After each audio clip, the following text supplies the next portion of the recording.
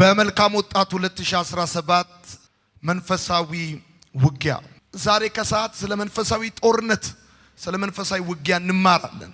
ምናልባት እስካሁን ድረስ ይሄ ስለ አካል ዓለም ጦርነት ምናምን ሰምታችሁ ሊሆን ይችላል። ትላንትናና ዛሬ ማለዳ ስንጸልይ ካያችሁ በአጋንንት እስራት ውስጥ ሆነው የሚቸገሩ ሰይጣን ህይወታቸውን የሚያመሰቃቅልባቸው በተለያየ ተጽዕኖ ውስጥ ያሉ ብዙ ወንዶችና ሴቶችን ታያላችሁ። ዛሬ መንፈሳዊ ውጊያን ከተረዳችሁ ግን በሚቀጥለው ዘመናችሁ በአሸናፊነትና በድል ትኖራላችሁ ብዬ አምናለሁ። መንፈሳዊ ውጊያን ለመረዳት በመጀመሪያ መንፈሳዊ ዓለም መኖሩን ከማመን መጀመር አለባችሁ። እንደዚሁም ደግሞ መንፈሳዊ ጦርነት የሚባል እንዳለ ማወቅ አለባችሁ። አንድ ሀገር ከሌላ ሀገር፣ አንድ ህዝብ ከሌላ ህዝብ ጋር ብቻ ሳይሆን ያለው መንፈሳዊ ጦርነት የሚባል አለ። መንፈሳዊ ውጊያ የሚባል አለ። ይሄ መንፈሳዊ ውጊያ፣ ይሄ መንፈሳዊ ጦርነት ምናልባት የኢትዮጵያና የኤርትራ፣ ምናልባት የኢራንና የእስራኤል፣ ምናልባት የሩሲያና የዩክሬን የሆነ ውስን ሊሆን ይችላል። መንፈሳዊ ጦርነት ግን ኦል ኦቨር ዘ ወርልድ ያለ የሰው ልጆች ኤክስፒሪየንስ የሚያደርጉት ጦርነት ነው መንፈሳዊ ጦርነት። መንፈሳዊ ጦርነትን ወይ መንፈሳዊ ውጊያን በተረዳችሁበት ልክ የህይወታችሁ ውጤትና አሸናፊነት በዛ ይመሰረታል። ስለዚህ መንፈሳዊ ውጊያን ለመረዳት ብላችሁ ጻፉ። መንፈሳዊ ውጊያን ለመረዳት መንፈሳዊ ዓለም መኖሩን፣ መንፈሳዊ ውጊያን ለመረዳት መንፈሳዊ ዓለም መኖሩን እና መንፈሳዊ ውጊያ ውስጥ መሆናችንን ከማመን መጀመር አለብን። እያንዳንዱ ሰው መንፈሳዊ ዓለም እንዳለ ከማመን መጀመር አለበት። ይሄ የምታዩትን ዓለም የሚያንቀሳቅስ የማታዩት ዓለም አለ። ይሄ የምታዩትን ዓለም የሚወስን የማይታይ ዓለም አለ። የአገሬ ልጆች፣ ወዳጆቼ፣ ወንድሞቼና እህቶቼ ምናልባት መኪና ሲሄድ ካያችሁት ጎማው ይታያል፣ ዳሽቦርዱ ይታያል፣ ወንበሩ ይታያል። ለሚታየው አካል ግን ጉልበት የሚሰጠው የተሸፈነው የማይታየው ሞተር ነው። ጌታ ኢየሱስ ከደቀ መዛሙርቱ ጋር በውሃ ላይ ሲሄድ ሳለ ማዕበል ተነሳ፣ ወጀብ ተነሳ። ከዛም እነ ጴጥሮስ ደቀ መዛሙርቶቹ ውሃውን ከታንኳ ለማውጣት ጥረት ያደርጉ እንደነበረ መጽሐፍ ቅዱስ ይነግረናል። እየከበዳቸውና እየጨነቃቸው ሲሄዱ ጌታ ኢየሱስ ጋር መጥተው ስንጠፋ አይገድህም ብለው እንዳሉት ታስታውሳላችሁ። ጌታም ተነስቶ የሚታየውን ውሃ ሳይሆን የማይታየውን ንፋሱን ገሰጸው። ምክንያቱም ለሚታየው ውሃ ጉልበት የሚሰጠው የማይታየው ንፋስ ስለሆነ። ልክ እንደዚህ ነው የምታዩትን ዓለም የሚያንቀሳቅስ የማይታይ ዓለም አለ። ዓለም ማለት እኔና እናንተ ማየት እስከምንችልበት ድረስ ብቻ ያለው አይደለም። መዳሰስ፣ መንካት፣ ስለ መስማት እስከምንችልበት ድረስ ብቻ ያለው አይደለም። በደንብ ቀና ብላችሁ ስሙኝ። በደንብ ከሰማችሁ መንፈሳዊ ዓለም የሚባል አለ። እሱን ከማመን መጀመር አለባችሁ።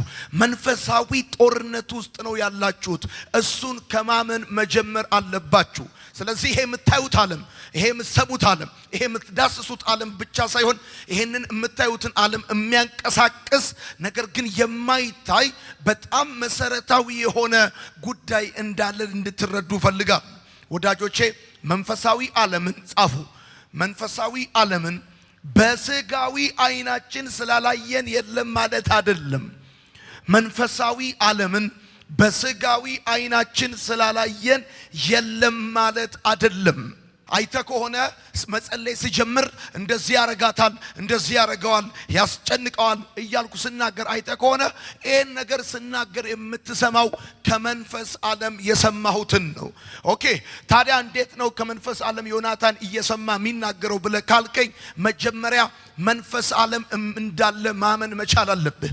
መንፈስ ዓለም እንዳለ መቀበል መቻል አለብህ። ስለዚህ መንፈሳዊውን ዓለም አታየውም ማለት የለም ማለት አይደለም። ወዳጆቼ በነህምያ መጽሐፍ ምዕራፍ 9 ቁጥር 6 የእግዚአብሔር ቃል ሲናገር እንደዚህ ይላል፣ አንተ ብቻ እግዚአብሔር ነህ፣ ሰማዩንና የሰማያት ሰማያን ሰራዊታቸውንም ሁሉ፣ ምድርና በርሷ ያሉትን ሁሉ፣ ባህሮቹና በእነርሱ ውስጥ ያሉትን ሁሉ ፈጥረሃል። አንተ ብቻ እግዚአብሔር ነህ። ሰማያትንና ከሰማያት በላይ ያሉትን ሰማያትና ሰራዊታቸውን ከዛ ሁሉ ምድርንና በርሶ ያሉትን ሁሉ ባህሮቹንና በእነርሱ ውስጥ ያሉትን ሁሉ ፈጥረሃል። ነህምያ መጽሐፍ ምዕራፍ 9 ሲናገር እንደዚህ ይላል፣ አንተ ብቻ እግዚአብሔር ነህ፣ ሰማያትንና ከሰማያት በላይ ያሉትን አንተ ፈጥረሃል። አየህ፣ አንድ ሰማይ ብቻ አይደለም ያለው።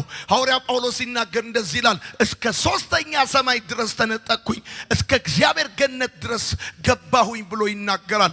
ስለዚህ ሰማይ እንኳን አንድ አይደለም። አየህ፣ ሰማይና ሰማያቶች አሉ፣ ደግሞ በሰማይ ውስጥ ሰራዊቶች አሉ። እና እግዚአብሔር ቃል ሲናገር እንደዚህ ያለ ባህርን ፈጥረሃል፣ በእነሱ ውስጥ ያሉትን ፈጥረሃል።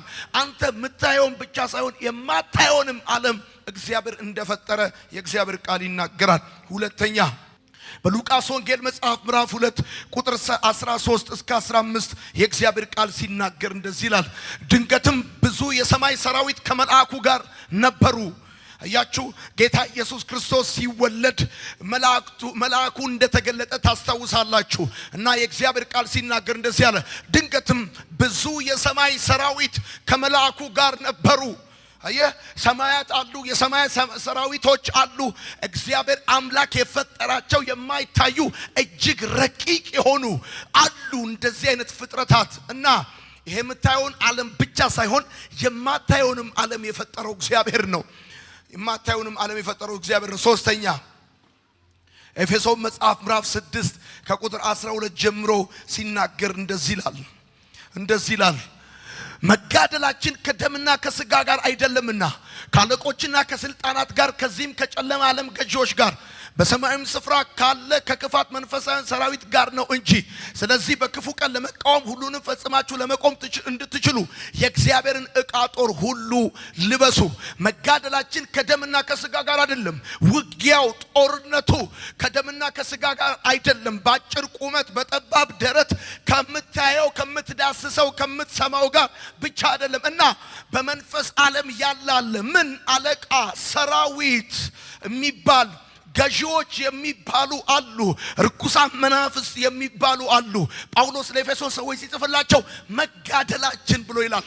አራተኛ ቆላስይስ መጽሐፍ ምዕራፍ 1 ቁጥር 16 ሐዋርያ ጳውሎስ በቆላስይስ መጽሐፍ ምዕራፍ 1 ቁጥር 16 እንደዚህ ይላል፣ እርሱም የማይታይ አምላክ ምሳሌ ነው። የሚታዩና የማይታዩትም ዙፋናት ቢሆኑ ወይም ጌትነት ወይም አለቅነት ወይም ስልጣናት በሰማይና በምድር ያሉ ሁሉ በእርሱ ተፈጥረዋል። አየህ፣ እርሱም የማይታይ አምላክ ምሳሌ ነው። የሚታዩና የማይታዩ ጻፉ እንደዚህ ብላችሁ፣ ዓለማት ለሁለት ይከፈላሉ። ዓለማት ለሁለት ይከፈላሉ፣ የሚታዩና የማይታዩ። ለምሳሌ አንድ ወቅት ኤልሳ አንድ አገልጋይ ነበረው ጊያዝ የሚባል እና የእግዚአብሔር ቃል ሲናገር እንደዚህ ይላል። በሁለተኛ ነገሥት መጽሐፍ ምዕራፍ 6 ከቁጥር 11 እስከ 17 ጻፉ። ሁለተኛ ነገሥት መጽሐፍ ምዕራፍ 6 ከቁጥር 11 እስከ 17 እንደዚህ ይላል። የሶርያም ንጉሥ ልብ ስለዚህ እጅግ ታወከ፣ ባሪያዎቹንም ጠርቶ ከእኛ ዘንድ ከእስራኤል ንጉሥ ጋር የተወዳጀ እንዳለ አትነግሩኝምን አላቸው። ከባሪያዎቹም አንዱ ጌታዬ ሆይ እንዲህ እኮ አይደለም፣ ነገር ግን በልፍኝ ውስጥ ሆነ የምትናገረውን በእስራኤል ዘንድ ያለ ነቢይ ኤልሳ ለእስራኤል ንጉሥ ይነግረዋል አለ። እርሱም ልኬ አስይዘው ዘንድ ሄዳችሁ ወዴት እንደሆነ እዩ አለ። እነርሱም እነሆ በዶይታን አለ ብለው ነገሩት። ወደዚያም ፈረሶችና ሰረገሎችን እጅግም ጭፍራ ሰደደ። በሌሊትም መጥተው ከተማይቱን ከበቡ። ፈረሶች አሉ፣ ሰረገሎች አሉ፣ ጭፍሮች አሉ፣ ብዙ ናቸው። መጥተው ከተማይቱን ከበቡ። የእግዚአብሔር ሰው ሎሌ ማለዳ ተነስቶ በወጣ ጊዜ የኤልሳ ሎሌ ጊያዝ በወጣ ጊዜ በማለዳ ከእንቅልፉ ተነስቶ ሲወጣ እነሆ በከተማይቱ ዙሪያ ጭፍራና ፈረሶች ሰረገሎችም ነበሩ። ሎሌውም ጌታዬ ሆይ ወዮ ምን እናደርጋለን አለው። አይ ላቭ ዲስ ወርድ። እና ከዛስ እርሱም ከኛ ጋር ያሉት ከነርሱ ጋር ካሉት ይበልጣሉና አትፍራ ብሎ አለው። ከዛስ ኤልሳም አቤቱ ያይ ዘንድ አይኖቹን እባክህ ግለጥ ብሎ ጸለየ። እግዚአብሔርም የብላቴናውን አይኖች ገለጠ፣ አየም። እነሆም በኤልሳ ዙሪያ ያሉት የእሳት ፈረሶችና ሰረገሎች ተራራውን ሞልተውት ነበረ። የነዛ የብረት ሰረገላ ናቸው፣ የነ ኤልሳ ግን የእሳት ሰረገላ ነው። አንተ በደንብ አርክና አሜን በለይ። አየ የሶሪያ ንጉሥ የላከው የብረት ሰረገላ ነው፣ ፈረስ ነው፣ ጭፍራን የላከው። በነ ኤልሳ ዙሪያ ደግሞ የእግዚአብሔር ሰራዊት ከቦ ሰፍሮ ነበረ፣ የእሳት ሰረገላ፣ የብረት ሰረገላ። እኔ ጸልይላለሁ፣ አሜን ምትል ከሆነ በኢየሱስም አይኖች ይከፈታሉ፣ ማየት ይሆንልሃል። እንዳትደፈር የእግዚአብሔር ጥበቃ እንዳትደፈር፣ ሰይጣን አታክ እንዳያደርግ፣ ሰይጣን እንዳይጫወትብህ የሚስማማ ሰው ካለ በኢየሱስም አይኖች ይከፈታሉ። ማየት ይሆንልሃል። ልክ ጊያዝ አይኖቹ ሲከፈቱ ኦ ማይ ጋድ I love this word አይኖቹ ሲከፈቱ አየ በነ ኤልሳ ዙሪያ የእሳት ሰረገላ ሰፍሯል። ኤልሳ እንደዚህ ያለው አትፍራ ነው ከነሱ ጋር ካሉት ይልቃል ከኛ ጋር ያሉት ይበልጣሉ አለ። ዛሬ በኢየሱስም ጸልይላለሁ ካንተ ጋር ያለው ይበልጣል። ጩና አሜን በለ። ካንተ ጋር ያለው ይበልጣል። ከሚፈልግ ሊያጠፋ ከሚፈልግ ሰይጣን ካንተ ጋር ያለው ጌታ ይበልጣል። ስማ ባለስልጣን ካንተ ጋር ላይሆን ይችላል። ባለሀብት ካንተ ጋር ላይሆን ይችላል። የታመንከው የምታመልከው የተከተልከው ያድነኛል ያልከው ግን 24 ሰዓት ካንተ ጋር ነው። በሳምንት 30 ቀን ካንተ ጋር ነው። ይሁን ትናንትናና ዛሬ ጧት ስጸልይ አይተህ ሰይጣን እኔን የሆነ ነገር ያረገኝ ይሆን ብለህ እየፈራ ያለ ሰው ካለ በሚቀጥለው ዓመት እግዚአብሔር በእሳት ሰረገላ ይጠብቃል። በሰላም ትወጣለህ፣ በሰላም ትገባለህ። እባቡና ጊንጡን ትጫማለህ። አታሚ በደንብ አድርገህ። ብዙ ሰዎች ስለ መንፈሳዊ ውጊያ የተሳሳተ ሁለት አመለካከት አላቸው። ጻፉ። ስለ መንፈሳዊ ውጊያ የተሳሳቱ ሁለት አመለካከቶች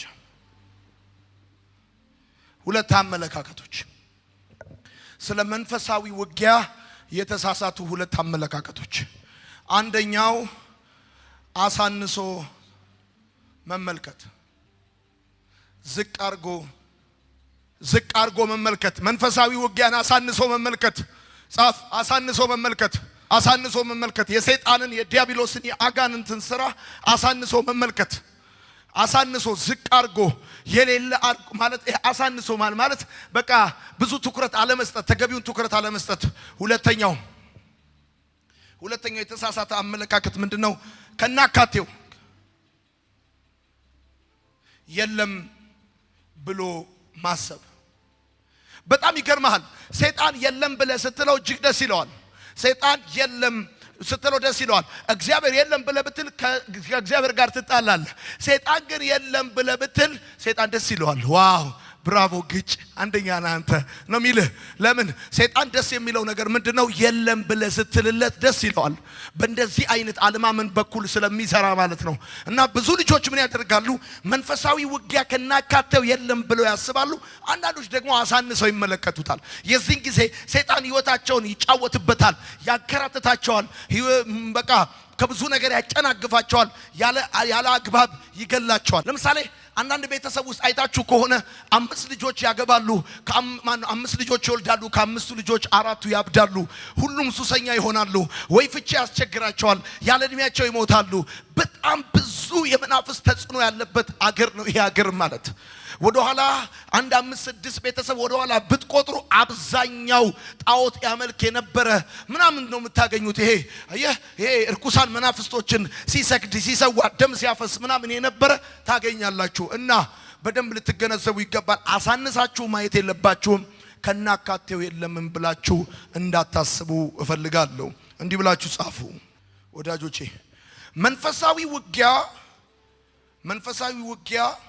መንፈሳዊ ውጊያ እውነት ነው። መንፈሳዊ ውጊያ እውነት ነው። እንዲህ ብላችሁ ጻፉ። ጠላታችንም እውነት ነው፣ ጦርነቱም እውነት ነው። ጠላታችንም እውነት ነው፣ ጦርነቱም እውነት ነው።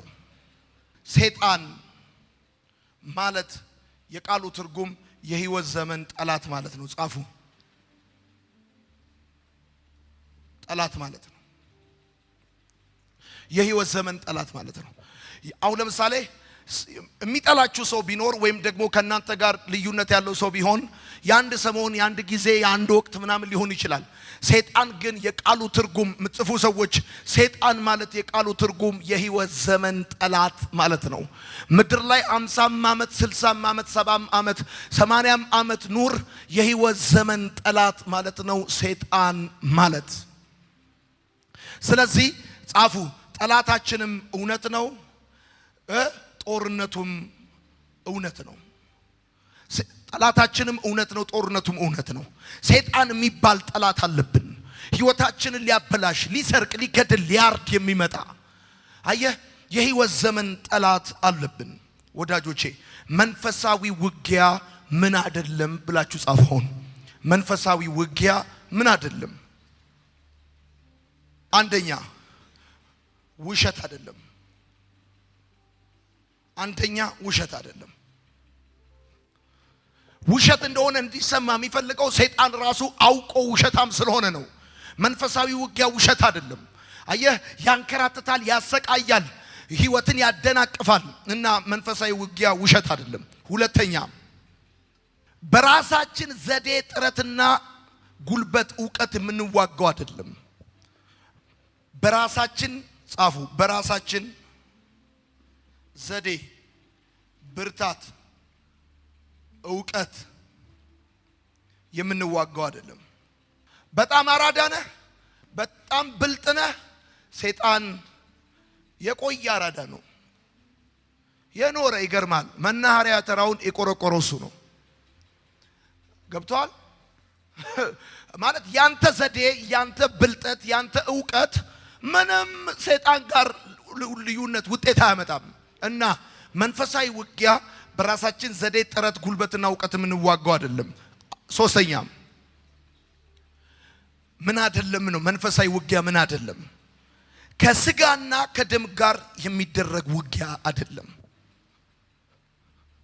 ከስጋና ከደም ጋር የሚደረግ ውጊያ አይደለም ከስጋና ከደም ጋር የሚደረግ ውጊያ አይደለም ይሄ በመታየው ቁመት በመታየው ደረት ላይ የሚደረግ ውጊያ አይደለም አራተኛ ያንድ ሰሞን አይደለም መንፈሳዊ ውጊያ በሳምንት 7 ቀን በቀን 24 ሰዓት በወር 30 ቀን በአመት 365 ቀን ነው እንጂ ያንድ ሰሞን ውጊያ አይደለም የምትጽፉ ሰዎች ያንድ ሰሞን ውጊያ አይደለም ሰይጣን በቀን 24 ሰዓት በሳምንት 7 ቀን በወር 30 ቀን በአመት 365 ቀን ይዋጋል እንጂ እሁድ ብቻ አይደለም ይዋጋ በአመት አንድ ቀን አይደለም ይዋጋ ወይም ለምሳሌ እኔን አሁን እዚህ ስለተቀመጥክ ሰይጣን ውጊያውን አያቋርጥም ሲዝናል አይደለም ቢቸግርም ባይቸግርም ብታጣም ባታጣም ብታገኝም ባታገኝም በዚህ ምድር በህይወት እስካለ ድረስ ይዋጋል በደንብ አድርገህ ስማኝ የሰይጣን ዋንኛ ኦብጀክቲቭ ምንድነው ብለህ ከጠየቀኝ አንተን ብር ማሳጣት አይደለም አንተን ከህይወት መንቀል ነው የሰይጣን ዋንኛ ዓላማው አየህ አንዳንድ ጊዜ አሁን ሰይጣን ለምን እንደሚዋጋኝ እኔ ምስኪን ነኝ ምናምን ብለህ ልትል ትችላለህ ግን የሰይጣን ዓላማው አንተ እስክታጣ እስኪቸግርህ እስክትዋረድ ባዶ እስክትሆን ትዳር እስኪበተን ትምህርት እስኪበላሽ ስራ ሁሉ ነገር ምስቅልቅል እስከሚል አይደለም ሰይጣን ተዋርዷል ብሎ አይተውህም ሰይጣን አጥቷል ብሎ አይተውህም ሰይጣን ወድቋል ብሎ አይተውህም የሰይጣን ዋንኛ ዓላማው ነፍስህን መንቀል ነው አንተን መግደል ነው በህይወት እስካለህ ድረስ ፋይት ያደርጋል የህይወት ዘመን ጠላት ነው ያለብህ ያንድ ሰሞን ጉዳይ አይደለም ይሄ መንፈሳዊ ውጊያ የሚባለው አምስተኛ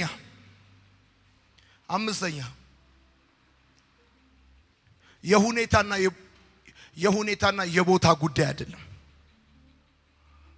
የሁኔታና የቦታ ጉዳይ አይደለም ለምሳሌ ቦታ እየመረጠ አይዋጋም ሁኔታ ያመቻቻ አይዋጋም at any time ፋይት ያደርጋል በየትኛውም ሁኔታ ውስጥ ሆነ ሰይጣን አንተን ከመዋጋት ወደ ኋላ አይልም በየትኛውም ጊዜ በየትኛውም ሁኔታ በየትኛውም ቦታ ለምሳሌ ቸርች ስላለ አይተውህም ገብቷል አሁን እዚህ 5 ቀን እዚህ ሆነ ስትጸልይ ስትማር ለመለወጥ ስታስብ እዚሁ ውጊያ ይዋጋል እዚሁ እንዳትማር እዚሁ ሰላም እንዳይኖር እዚሁ የእግዚአብሔርን ነገር እንዳትቀበል ይዋጋል ቦታ እየመረጠ አይዋጋም ለምሳሌ እኔን ጊዜ ሁኔታ እያመቻቻ አይዋጋም ለምሳሌ ሩሲያና ዩክሬን እየተዋጉ ያለ ክሪስማስ ኒው ይር ሲመጣ ተስማምተው ለሁለት ለሶስት ቀን ፋታ አደረጉ ሰይጣን ጋር እንደዚህ የለም አሁን አዲስ አመት ነው ልቶ ኒው ይር አይደለ እንዴ እስቲ እቤት ቢጃማ ለብሰው ቁጭ ብሏል ብሎ አይተውህም ገና ነው ብሎ አይተውህም ፋሲካ ነው ብሎ አይተውህም አጥቷል ብሎ አይተውህም አግኝቷል ብሎ አይተውህም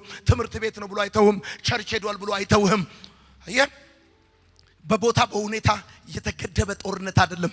ሲዝናል አይደለም። የህይወት ዘመን ጦርነት ነው።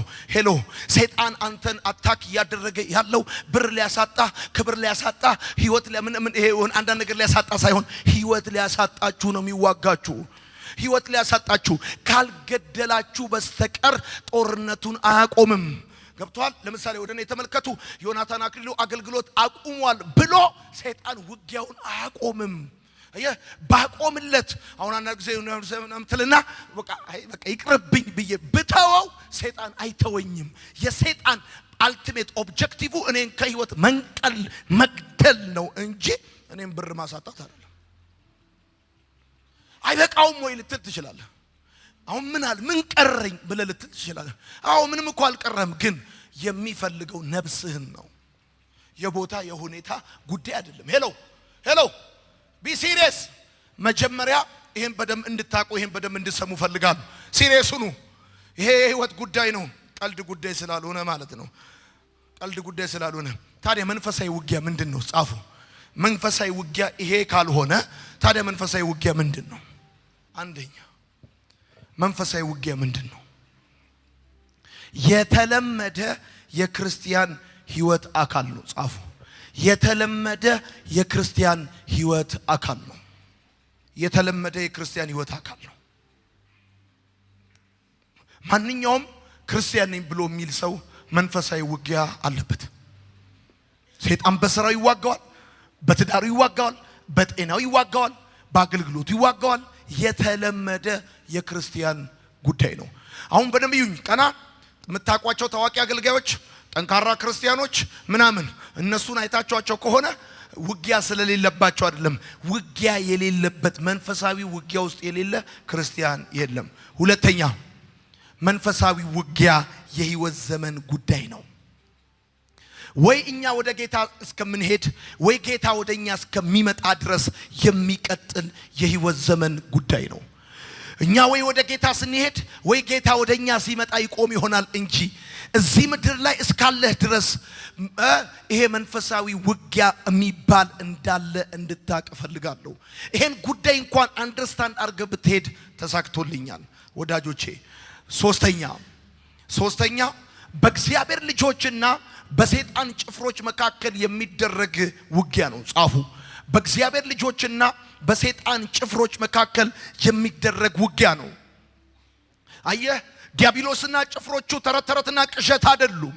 የሰው ልጆች ለመግደል፣ ለማረድ፣ ህይወታቸውን ለመስረቅ የሚዞሩ እርኩሳን ፍጥረታት ናቸው እና መንፈሳዊ ውጊያ በእግዚአብሔር ልጆችና በሰይጣን ጭፍሮች መካከል የሚደረግ ውጊያ ነው። እሺ፣ አራተኛ ውጊያው በማይታየው ዓለም ውጤቱ ደግሞ በሚታየው ዓለም የሆነ ውጊያ ነው። ውጊያው በማይታየው ዓለም ሆኖ ውጤቱ ግን በሚታየው ዓለም የሆነ ነው። አየህ፣ የምትዋጋው በመንፈስ ዓለም ነው፣ ውጤቱ ግን በአካል ዓለም ነው። አየህ፣ አጋንንቶች ይዋጓል፣ እርኩሳን መናፍስቶች ይዋጋዋል፣ ዲያብሎስና ጭፍሮቹ ይዋጓል እና ሰላም እንዳይኖር፣ ጤና እንዳይኖር፣ እረፍት እንዳይኖር 24 ሰዓት በሳምንት 7 ቀን በወር 30 ቀን ይዋጉና የዚህ ውጊያ ውጤቱ ግን በአካል ዓለም ቤተሰብ ውስጥ፣ በአካል ዓለም በትምህርት፣ በህይወት፣ በጤና፣ በማህበራዊ ጉዳይ ሰላም እንዳይኖርህ፣ በረከት እንዳይኖርህ፣ ውጤታማ እንዳትሆን ይዋጉሃል እና አየህ፣ በእንደዚህ በሁለቱ አይኖች፣ በሚዳስሰው እጆች፣ በሚራመዱት እግሮች የምትረዳው የምታየው ነገር የለም። ነገር ግን ውጊያው መንፈስ ዓለም ላይ ነው፣ ውጤቱ ግን አካል ዓለም ላይ ነው። ውጤቱ አካል ዓለም ላይ ነው። መንፈሳዊ ዓለም እንዳለ ከማመን መጀመር አለብህ። መጽሐፍ አለ፣ እርሱ የማይታይ አምላክ ምሳሌ ነው። የሚታዩና የማይታዩ አለቅነት፣ ስልጣናትን፣ ጌትነትን፣ ኃይላትን በሱ ተፈጥረዋል አለ። አየህ፣ ዓለም ይሄ የምታየው ብቻ ሳይሆን የማታየው አለ። በማታየው ዓለም ውስጥ ደግሞ የራሱን የቻለ መዋቅር አለ እና መንፈሳዊ ውጊያ የሚባል አለ። መንፈሳዊ ዓለም እንዳለ ሁሉ ወዳጆቼ መንፈሳዊ ውጊያ ደግሞ እየነገርኳችሁ ያለሁት እንደዚህ ነው። በእግዚአብሔር ልጆችና በሰይጣን ጭፍሮች መካከል የሚደረግ ውጊያ ነው። ይሄ ውጊያ ሲዝናል አይደለም፣ ላይፍ ታይም ነው። ወይ እናንተ ወደ ጌታ እስከምትሄዱ ወይ ጌታ ወደ እናንተ እስኪመጣ ድረስ የሚቀጥል ውጊያ ነው።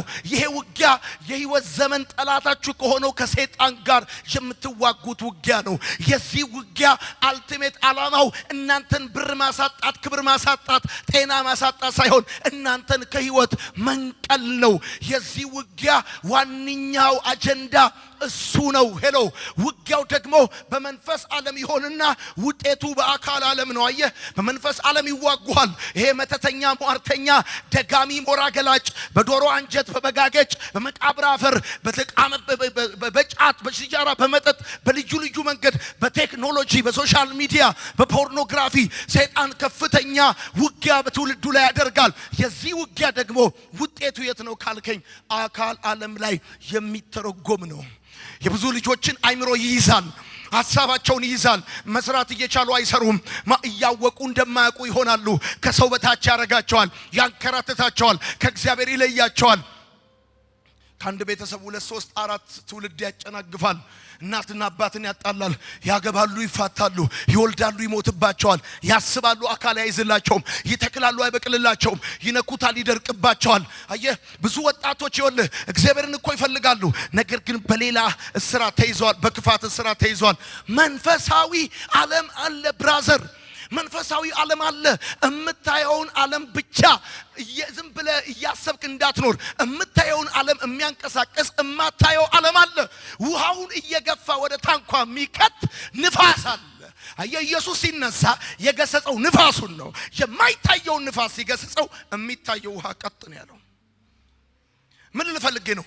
እምታየውን ሰው የሚያንቀሳቀስ እማታየው እጅ አለ። ሰውየውን ድራይቭ የሚያደርግ ፑሽ የሚያደርግ እምታቀውን ሰው እንደማታቀው አድርጎ የሚቀይር። አየህ አብሮ የሚኖረውን ሰው አውሬ አድርጎ ይቀይረዋል፣ ጠላት አድርጎ ይቀይረዋል። እንዴት ስለኔ እንደዚህ ያስባል? እንዴት እንደዚህ ብለህ ትላለህ? እና አደጋጣይ መናፍስቶች አሉ። አየህ ትዳር አፍራሽ መናፍስቶች አሉ፣ የጭንገፋ መናፍስቶች አሉ፣ የሚያሳብድ መናፍስቶች አሉ፣ ህይወትን የሚያመሰቃቅሉ ብዙ አሉ። ሄሎ እምታዩትን ዓለም የሚያንቀሳቀስ የማታዩት እጅ አለ። ሄሎ እንድትሰሙ ይፈልጋሉ። የጌታ ቃል ሲናገር እንደዚህ ይላል። ጌርጌሴኖ ወደሚባለው ሀገር ጌታ መጣ ይላል። ከዛስ ለብዙ ዘመን በእብደት ይኖር የነበረ፣ ሰውነቱን በድንጋይ ይቧጭር የነበረ፣ በእጁም በእጅ ሰንሰለት እግሩን በእግር ብረት ይታሰር የነበረ፣ በመቃብር እንጂ በቤት የማይኖር የነበረ እና ቀንና ሌሊት ይጮህ የነበረ፣ ዘመዶቹ የተውት መንገድ ዘግቶ ሰው ያባረር የነበረ አንድ እብድ ነበር።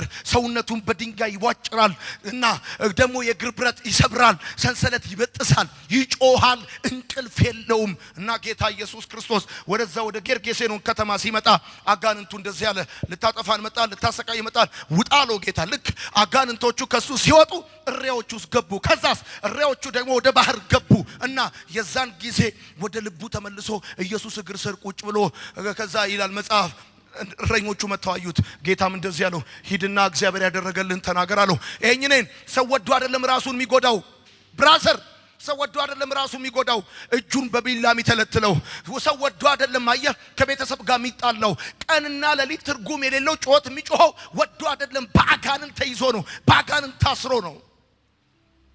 ሰውነታቸውን በምላጭ ይቆራርጣሉ፣ ሰው ይወጋሉ፣ እንቅልፍ የላቸውም፣ ሰላም የላቸውም፣ ረፍት የላቸውም። አየህ በሰው ላይ የነበረው አጋንንት ምን አድርጎታል? እንዴት መሰለ ያደረገው? ከቤት አውጥቶ መቃብር ቤት ያኖረው ነበረ። በተራራ ላይ እንዲጮህ ያደርገው ነበረ። ዛሬ በጣም ብዙ ወጣት ከቤተሰብ ወጥቶ መቃብር ላይ ሄዶ የሚቀመው ለምን ይመስላል? አጋንንት አለ የብዙ ሰዎችን ህይወት አስሮ የያዘ። አሁን እንኳን ይሄን ትምህርት ማስተማር በጀመርኩ ጊዜ ድንዛዜንና እንቅልፍን በመርጨት ዕውቀት ወደ ውስጣችሁ እንዳይገባ፣ ለምን እውነት አርነት ያወጣል እንደሚል መጽሐፍ ከአጋንንት ተጽዕኖ ራሳችሁን ነፃ እንዳታወጡ ይሄ ዕውቀት እናንተ ጋር እንዲገባ ስለማይፈልግ ያደነዝዝና እንቅልፍን ተኝተህ ይሄን ፕሮግራም እንዲጨርስ ይዋጋል። አየህ አሁን መዋጋት አለብህ። ሄሎ መዋጋት አለብህ። ሰይጣን አእምሯችንን እንዴት ይዋጋል? ጻፉ። ሰይጣን አእምሯችንን እንዴት ይዋጋል? ሰይጣን አእምሯችንን እንዴት ይዋጋል? አእምሯችንን እንዴት ይዋጋል? እንዴት ይዋጋል? አንደኛ በማሳወር ሰይጣን በዋነኛነት አንተን የሚዋጋ በጥቁር ዶሮ በበጋ እንጀት ምናምን በመቃብር አፈር ብቻ እንዳይመስል በዋነኛነት አንተን የሚዋጋው አእምሮህን ነው። ጠዋት አእምሮን ስለማደስ እንማር ምን ብለናል? ሰይጣን በየዕለቱ የሚዋጋው አእምሮህን ነው ብለናል። ሰይጣን እንዴት ነው አእምሮህን የሚዋጋው ብለህ ካልከኝ አንደኛ በማሳወር እንዴት? የእግዚአብሔርን እውነት እንዳታውቅ፣ የክርስቶስ ብርሃን እንዳይበራልህ፣ የእግዚአብሔርን እውነት እንዳትረዳ በማሳወር። ሁለተኛ ቆሮንቶስ መጽሐፍ ምዕራፍ 4 ቁጥር 4 እንደዚህ ይላል፣ ለእነርሱም የእግዚአብሔር ምሳሌ የሆነ የክርስቶስ የክብሩ ወንጌል ብርሃን እንዳይበራላቸው የዚህ ዓለም አምላክ የማያምኑትን ሐሳብ አሳወረ። የዚህ ዓለም አምላክ የተባለው ሰይጣን ነው። ምን አደረገ? የእግዚአብሔር የክብሩ ብርሃን የክርስቶስ ወንጌል እንዳይበራላቸው የማያምኑትን ሰዎች ሐሳብ ምን አደረገ? አሳወረ። ለምን? የክርስቶስ የክብሩ ወንጌል ከበራላቸው ነፃ ይወጣሉ። በጨለማ እንዲኖሩ ነው ሰዎችን የሚፈልገው። ለምን መሰለ? ሰይጣን ሰዎች በጨለማ እንዲኖሩ የሚፈልገው ህይወት በጨለማ በፍርሃት ነው፣ በድንግዝግዝ ነው፣ በግምት ነው፣ በስጋት ነው። ስለዚህ አንተ በሰላም በቦልድነስ በአሸናፊነት በድል አድራጊነት እንድትኖር አይፈልግም እና ያሳውረዋል። የእግዚአብሔር እውነት ቀርቦለታል። እምነት ከመስማት ነው፣ መስማትም በእግዚአብሔር ቃል ነው ይላል። አየህ፣ የእግዚአብሔር እውነት እንዳይበራላቸው ይሁን ደስ ይላል። ለእነርሱም የእግዚአብሔር ምሳሌ የሆነ የክርስቶስ የክብሩ ወንጌል ብርሃን የክርስቶስ የክብሩ ወንጌል ብርሃን እና ብርሃን እንዳይበራላቸው የዚህ ዓለም አምላክ የማያምኑትን ሐሳብ አሳወረ። አየህ፣ አንዱ የሰይጣን ስትራቴጂ የሰዎችን ማይንድ አታክ የሚያደርገው በማሳወር ነው። በማሳወር ነው። ምንም ብትለው ስለ እውነት፣ ምንም ብትለው ስለ ክርስቶስ፣ ምንም ብትለው ስለ እግዚአብሔር ሐሳብ፣ ስለ ወንጌል ብርሃን ብላይንድ ነው። በቃ ሴንስለስ ያደርጋቸዋል፣ አሳወራቸዋል። አንዳንዱን ሰይጣን በማሳወር ነው ማይንዱን ይዘዋል። በቃ ሁለተኛ በመልቀም ጻፉ። በመልቀም መልቀም፣ ለቀማ፣ በመልቀም። አንዳንዱን ደግሞ አይምሮን እንዴት ነው ሰይጣን አታክ የሚያደርገው መሰለ? የእግዚአብሔር እውነት ሲዘራበት የተዘራበት የእግዚአብሔር እውነት በአይምሮ እንዳይቆይ ይለቅምበታል፣ ይወስድበታል። አየህ፣ ይሰርቅበታል፣ ይወስድበታል። እና እኛን 4 ሰዓት ተምሮ ሲያበቃ ልክ ሲወጣ ምን ነበር የተማርከው ሲባል ትዝ አይለውም። ምን ነበር የቅድሟ ልጅ ግን አይታታል ይላል። ከዛ ወይ ፓስተሩ የቀለደውን ቀልድ ያወራል፣ ትዝ እንዳይለው ያደርጋል። ይኸው እዛ ጋር ስማው፣ የማቴዎስ ወንጌል መጽሐፍ ምዕራፍ 13 ቁጥር 4 ይኸው እዛ ጋር እርሱም ሲዘራ አንዳንዱ በመንገድ ዳር ወደቀ፣ ወፎች መተው በሉት፣ ወሰዱበት። ወፎች መተው። አየህ፣ እኛን ይኸው ትማራለህ። የተማርከው አንተ ጋር እንዳይቆይ ሰይጣን ካይምሮ ያደርጋል፣ ይለቅመዋል። አንዳንዱን ይዋጋው እንደዛ፣ አንዳንዱን ከነጭራሹ ዘግቶ ይዘዋል። አንዳንዱን ደግሞ ሲዘራበት የተዘራበት ስር ሰዶ እንዳይበቀል እንዲረሳው ያደርገዋል፣ ይለቅምበታል። ቦዲ ፕሬዘንት ማይንድ አብሰንት ያደርገዋል። ከዛ ሶስተኛ ሰይጣን እንዴት ነው አእምሮአችን የሚዋጋው? ሶስተኛ በማታለል ነው። ዲሴፕሽን፣ በማታለል ሰይጣን አእምሮአችን እንዴት ይዋጋል? በማታለል፣ በዲሴፕሽን፣ በማታለል። ወዳጆቼ እንዲህ ብላችሁ ጻፉ። ኤፌሶን 6 ከ10 እስከ 12 ኤፌሶን 6 ከ10 እስከ 12 ብላችሁ ጻፉ። ኤፌሶን መጽሐፍ ምዕራፍ 6 ከ10 እስከ 12 በመጀመሪያ የሚያወራው ለጦርነቱ እንዳጽፉ የሚያስፈልግ ጥንካሬን በተመለከተ ነው። ሁለተኛ የጠላታችንን ተፈጥሮ በተመለከተ ነው።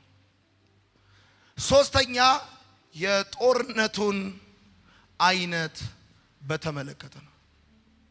ሄሎ፣ ኤፌሶን መጽሐፍ ምዕራፍ 6 ከ10 እስከ 12 ሁለቱ ቁጥር የሚያወራው አንደኛ ለጦርነቱ የሚያስፈልገንን ጥንካሬ ነው፣ ለመንፈሳዊ ውጊያ የሚያስፈልገንን ስትሬንግስ፣ ሁለተኛ የጠላታችንን ተፈጥሮ፣ ሶስተኛ የጦርነቱን አይነት ወይም ተፈጥሮ በተመለከተ ነው። ይህን ሶስት ሐሳብ የሚጽፈው ለማንበብ እሺ የሚያነብሰው ለማንበብ 1 3 በቀረውስ በጌታና በኃይሉ ችሎት የበረታችሁ። በቃ ይሄው አንደኛ ለጦርነቱ የሚያስፈልገው ጥንካሬ ጌታና የጌታ የኃይሉ ችሎት ነው። ጻፉ። ለጦርነቱ የሚያስፈልገው ጥንካሬ ጌታና የኃይሉ ችሎት ነው። የኃይሉ ችሎት ነው። አየህ፣ መንፈሳዊ ውጊያን ባንተ ካፓሲቲ አትችለውም። ባንተ ዘዴ፣ ባንተ ዕውቀት፣ ባንተ ችሎታ አትዋጋውም። ለጦርነቱ የሚያስፈልገው የጌታ ኃይል ነው። ጌታ ነው። ጌታ ነው። አሁን መንፈሳዊ ውጊያን የምትዋጋው ባንተ ዕውቀት፣ ባንተ ዘዴ፣ ባንተ ትምህርት፣ ባንተ ጉዳይ አይደለም። በጌታና አየህ፣ በቀረው ሳለ በጌታና በኃይሉ ችሎት የበረታችሁ ሁኑ። ስትሬንግስ ያስፈልጋቸዋል፣ ብርታት ያስፈልጋቸዋል። ይሄ ብርታት ግን የእንጀራ የተጋቢኖ የምናምን አይደለም፣ የጌታና የኃይሉ ችሎት ነው። አየህ፣ ኢየሱስ ስትል ሲኦል ይሰነጠቃል፣ አጋንንት ይንቀጠቀጣል፣ አውሬው ይረገጣል። በጌታና በኃይሉ ችሎት የበረታችሁ ሁኑ። በማ በጌታ፣ በማ በኃይሉ ችሎት፣ በማ በጌታ፣ በማ በኃይሉ ችሎት፣ በማ በጌታ። ይሄ ጌታ የጌቶች ጌታ፣ የነገስታት ንጉስ። እሺ አሚን በል በደንብ አድርግ። ማህተቡን የፈታ፣ ዘንዶውን የቆራረጠ፣ እባቡን የወጋ፣ መቃብሩን የፈነቀለ፣ በክብር ያረገ፣ በክብር የሚመጣ የነገስታት ንጉስ። በዚህ ጌታ የበረታችሁ ሁኑ። ኢየሱስ ጌታ ነው። በባለስልጣን፣ በዘመድ፣ በጓደኛ፣ በታዋቂ ሰዎች አይሉ። በቀረውስ ኢቭን ደብዳቤ ስትጽፍ፣ ለሰው ቴክስት ስትጽፍ ይሄን ጻፍለት። በቀረውስ ከዚህ በኋላ በቀረው ህይወት 5 ዓመት 10 15 20 30 ዓመት አላውቅም ስንት ዓመት እንደምትኖር እዚህ ምድር ላይ። በቀረውስ ግን በስንዴና በእንጀራ አይደለም፣ በእህልና ውሃ አይደለም፣ በጌታና በኃይሉ ችሎት የበረታችሁ ሁኑ አለ። ኢየሱስ ጌታ ነው። ልጸልይ፣ ልከፍ አድርግ እጅህን። የብርታት መንፈስ ባንተ ላይ ይመጣል። የብርታት መንፈስ ባንተ ላይ ይመጣል። በከፍታ ላይ የሚያስኬድ ብርታት ይመጣል። ከምስራቅና ከምዕራብ ከሰሜንና ከደቡብ ሰይጣን ፍላጻውን ይልካል። አንተ ግን ጸንተህ ትራመዳለህ። አንተ በከፍታ ላይ ትቆማለህ። የሚያበረታ ጌታ ባንተ ውስጥ አለ። አሜን በል በደንብ አድርገህ። የሰይጣን መጫወቻ አትሆንም። ተንከራተህ ህይወት አያበቃም። በኢየሱስም ታሸንፋለህ። ለጦርነቱ የሚያስፈልገው ጥንካሬ የማን ነው? የጌታ። የማን ኃይል ነው? የጌታ። አሚን ነው ወይ? እሺ ቀጥል። አሁን እንደገና እናነባለን። ከዛስ ለማንበብ 1 3 የዲያብሎስን ሽንገላ ትቃወሙ ዘንድ እንዲቻላችሁ የእግዚአብሔርን ዕቃ ጦር ሁሉ የዲያብሎስን ምን ትቃወሙ ዘንድ? ምን ትቃወሙ ዘንድ? ይሄው እዚህ ጋር ይሄው ሁለተኛ የጠላታችን ተፈጥሮ ሽንገላ ነው። ጻፉ። ሽንገላ ነው። አየው፣ ሽንገላ ነው። የጠላታችን ተፈጥሮ ሽንገላ ነው። አሁን በደንብ አድርገህ ስማኝ። ከጥንቆላ የሚከፋው ሽንገላ ነው። ከመተት የሚከፋው፣ ከድግምት የሚከፋው ሽንገላ ነው። ለምን መሰለ? ዲያብሎስ የሚለው የቃሉ ትርጉም ጻፉ። ዲያብሎስ ማለት ለሁለት ይከፈላል።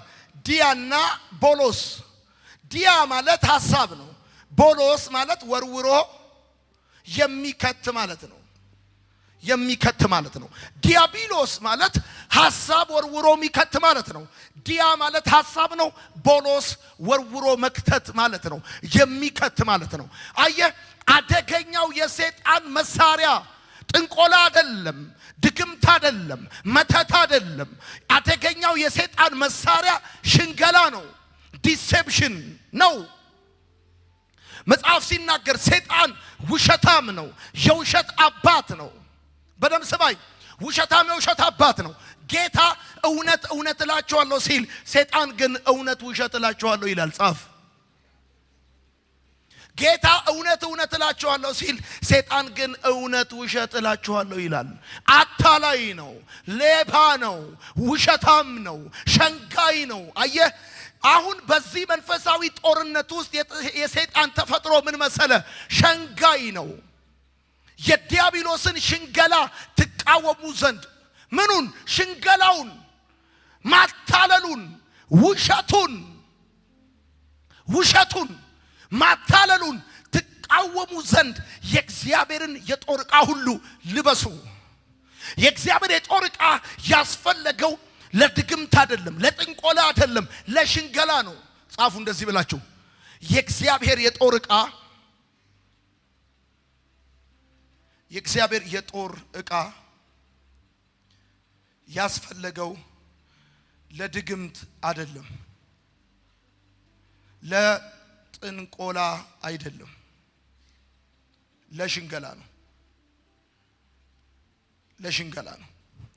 የእግዚአብሔር የጦር ዕቃ ልበሱ የሚለው አደገኛው የሰይጣን መሳሪያ ጥንቆላ አይደለም ብራዘር፣ ሽንገላ ነው፣ ማታለል ነው፣ ውሸታም ነው፣ የውሸት አባት ነው። ሊሰርቅ ሊያርድ ሊገድል የሚመጣ ነው ሰይጣን። ሊሰርቅ ሊያርድ ሊገድል ሲመጣ ደግሞ እኔ ሰይጣን ነኝ ብሎ አይመጣም። በደም ስማኝ፣ ጻፍ እንደዚህ ብለህ፣ ሰይጣን ወደ ሰው ሲመጣ እኔ ሰይጣን ነኝ ብሎ አይመጣም። እኔ እኮ ሰይጣን ነኝ፣ እኔ እኮ አውሬ ነኝ፣ እኔ እኮ ገዳይ ነኝ ብሎ አይመጣም። እንደዛማ ካለ ታመልጣለህ በመስኮት ዘለ። የሰይጣን ወደ አንተ ሲመጣ ቢላ ይዞ አይመጣም። ሰይጣን ወደ አንተ ይዞ ሲመጣ መሳሪያ ይዞ አይደለም የሚመጣው፣ ሐሳብ ይዞ ነው የሚመጣው። ዲያብሎስ ማለት የቃሉ ትርጉም ሐሳብ ወርውሮ የሚከት ማለት ነው። ሐሳብ ወርውሮ የሚከት ማለት ነው። ጌታ ኢየሱስ ደቀ መዛሙርቱን ያስጠነቀቃቸው ነገር ቢኖር ማንም እንዳያስታችሁ ተጠንቀቁ በማለት ነበር። እንዲህ ብላችሁ ጻፉ። ሽንገላ ማለት ሐሰትን እውነት አድርጎ ማቅረብ ማለት ነው። ሐሰትን እውነት አድርጎ ማቅረብ ማለት ነው። ሐሰትን እውነት አድርጎ ማቅረብ ማለት ነው። አየህ፣ ጳውሎስ ለኤፌሶን ሰዎች ሲጽፍላቸው መጋደላችን ከደምና ከሥጋ ጋር አይደለም ብቻ አይደለም የሚለው፣ በቀረውስ በጌታና በኃይሉ ችሎት የበረታችሁ ሁኑ። ለጦርነቱ የሚያስፈልገው ጌታና የጌታ የኃይሉ ችሎት ነው። ከዛስ የዲያብሎስን ሽንገላ ማታለሉን፣ አየህ፣ ውሸቱን ትቃወሙ ዘንድ አለ። እንዲህ ብለህ ጻፍ። የሰይጣን ማታለል አንተን ከእግዚአብሔር ለመለየት ነው። ሰይጣን የሚያታልልህ አንተን ከእግዚአብሔር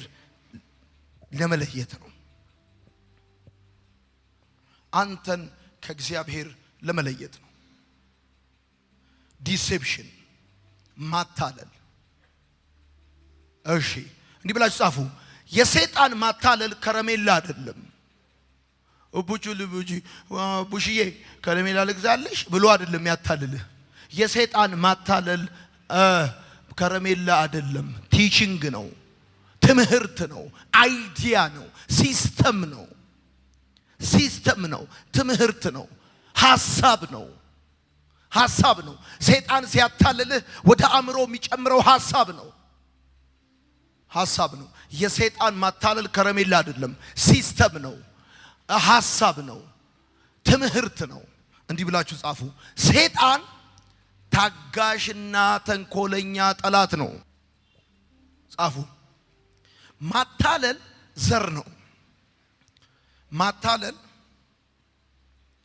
ዘር ነው። ፍሬው 3 ነው ብላችሁ ጻፉ። ማታለል ዘር ነው፣ ፍሬው 3 ነው። ሰይጣን ሲያታልልህ በሐሳብ፣ ሰይጣን ሲያታልልህ በሲስተም፣ ሰይጣን ሲያታልልህ ዘር ነው የሚዘራብህ። የዚህ የማታለሉ ውጤት ግን አለ፣ ባይ ፕሮዳክት አለ፣ ሪዛልት አለ። አንደኛ ዘሩ የስጋ ምኞት ነው። የስጋ ምኞት ነው አንደኛው። ሁለተኛው የአይን አምሮት ነው። ሶስተኛው ስለ ገንዘብ መመካት ነው። ወይም እንዲህ ብላችሁ ጻፉ፣ ትዕቢት ነው። ትዕቢት ነው። ሰይጣን በዋነኛነት የሚዋጋው አእምሮህን ነው። አእምሮህን ይዋጋል። አእምሮህን የሚዋጋው ደግሞ በሶስት መንገድ ነው። የመጀመሪያው በማሳወር ነው፣ የክርስቶስ የወንጌል ብርሃን እንዳይበራልህ። ሁለተኛው በመልቀም ነው። ሶስተኛው በማታለል ነው። አደገኛውና ኃይለኛው የሰይጣን የጦር መሳሪያ ማታለል ነው። እንዲህ ብላችሁ ጻፉ፣ የሰይጣን ዋነኛው መሳሪያ ማታለል ነው። ዲሴፕሽን ነው፣ ማታለል ነው። ብዙ ሰዎችን ከህይወት የነቀላቸው፣ ብዙ ሰዎችን የቀበራቸው፣ በቁማቸው የቀበራቸው ሰይጣን በጥንቆላ ካጠፋቸው በላይ በዲሴፕሽን በማታለል ከህይወት የነቀላቸው በጣም ብዙ ናቸው። እሺ እኔ ነኝ። ማታለል ሐሰትን እውነት አድርጎ ማቅረብ ነው። ጌታ እውነት እላችኋለሁ ሲል ሰይጣን እውነት ሐሰት እላችኋለሁ ብሎ ይላል። ኦኬ፣ የማታለል ኦብጀክቲቭ አንተን ከእግዚአብሔር መለየት ነው። ማታለል ደግሞ ከረሜላ አይደለም፣ ሲስተም ነው፣ ሐሳብ ነው፣ አይዲያ ነው። ሊያታልልህ ሲመጣ ይዞ የሚመጣው ኦኬ። ማታለል ዘር ነው። ፍሬው ምንድን ነው ካልከኝ የስጋ ምኞት ነው። ጻፉ፣ የስጋ ምኞት የሚለው ፊት ለፊት እንዲህ ብላችሁ ጻፉ። ህጋዊ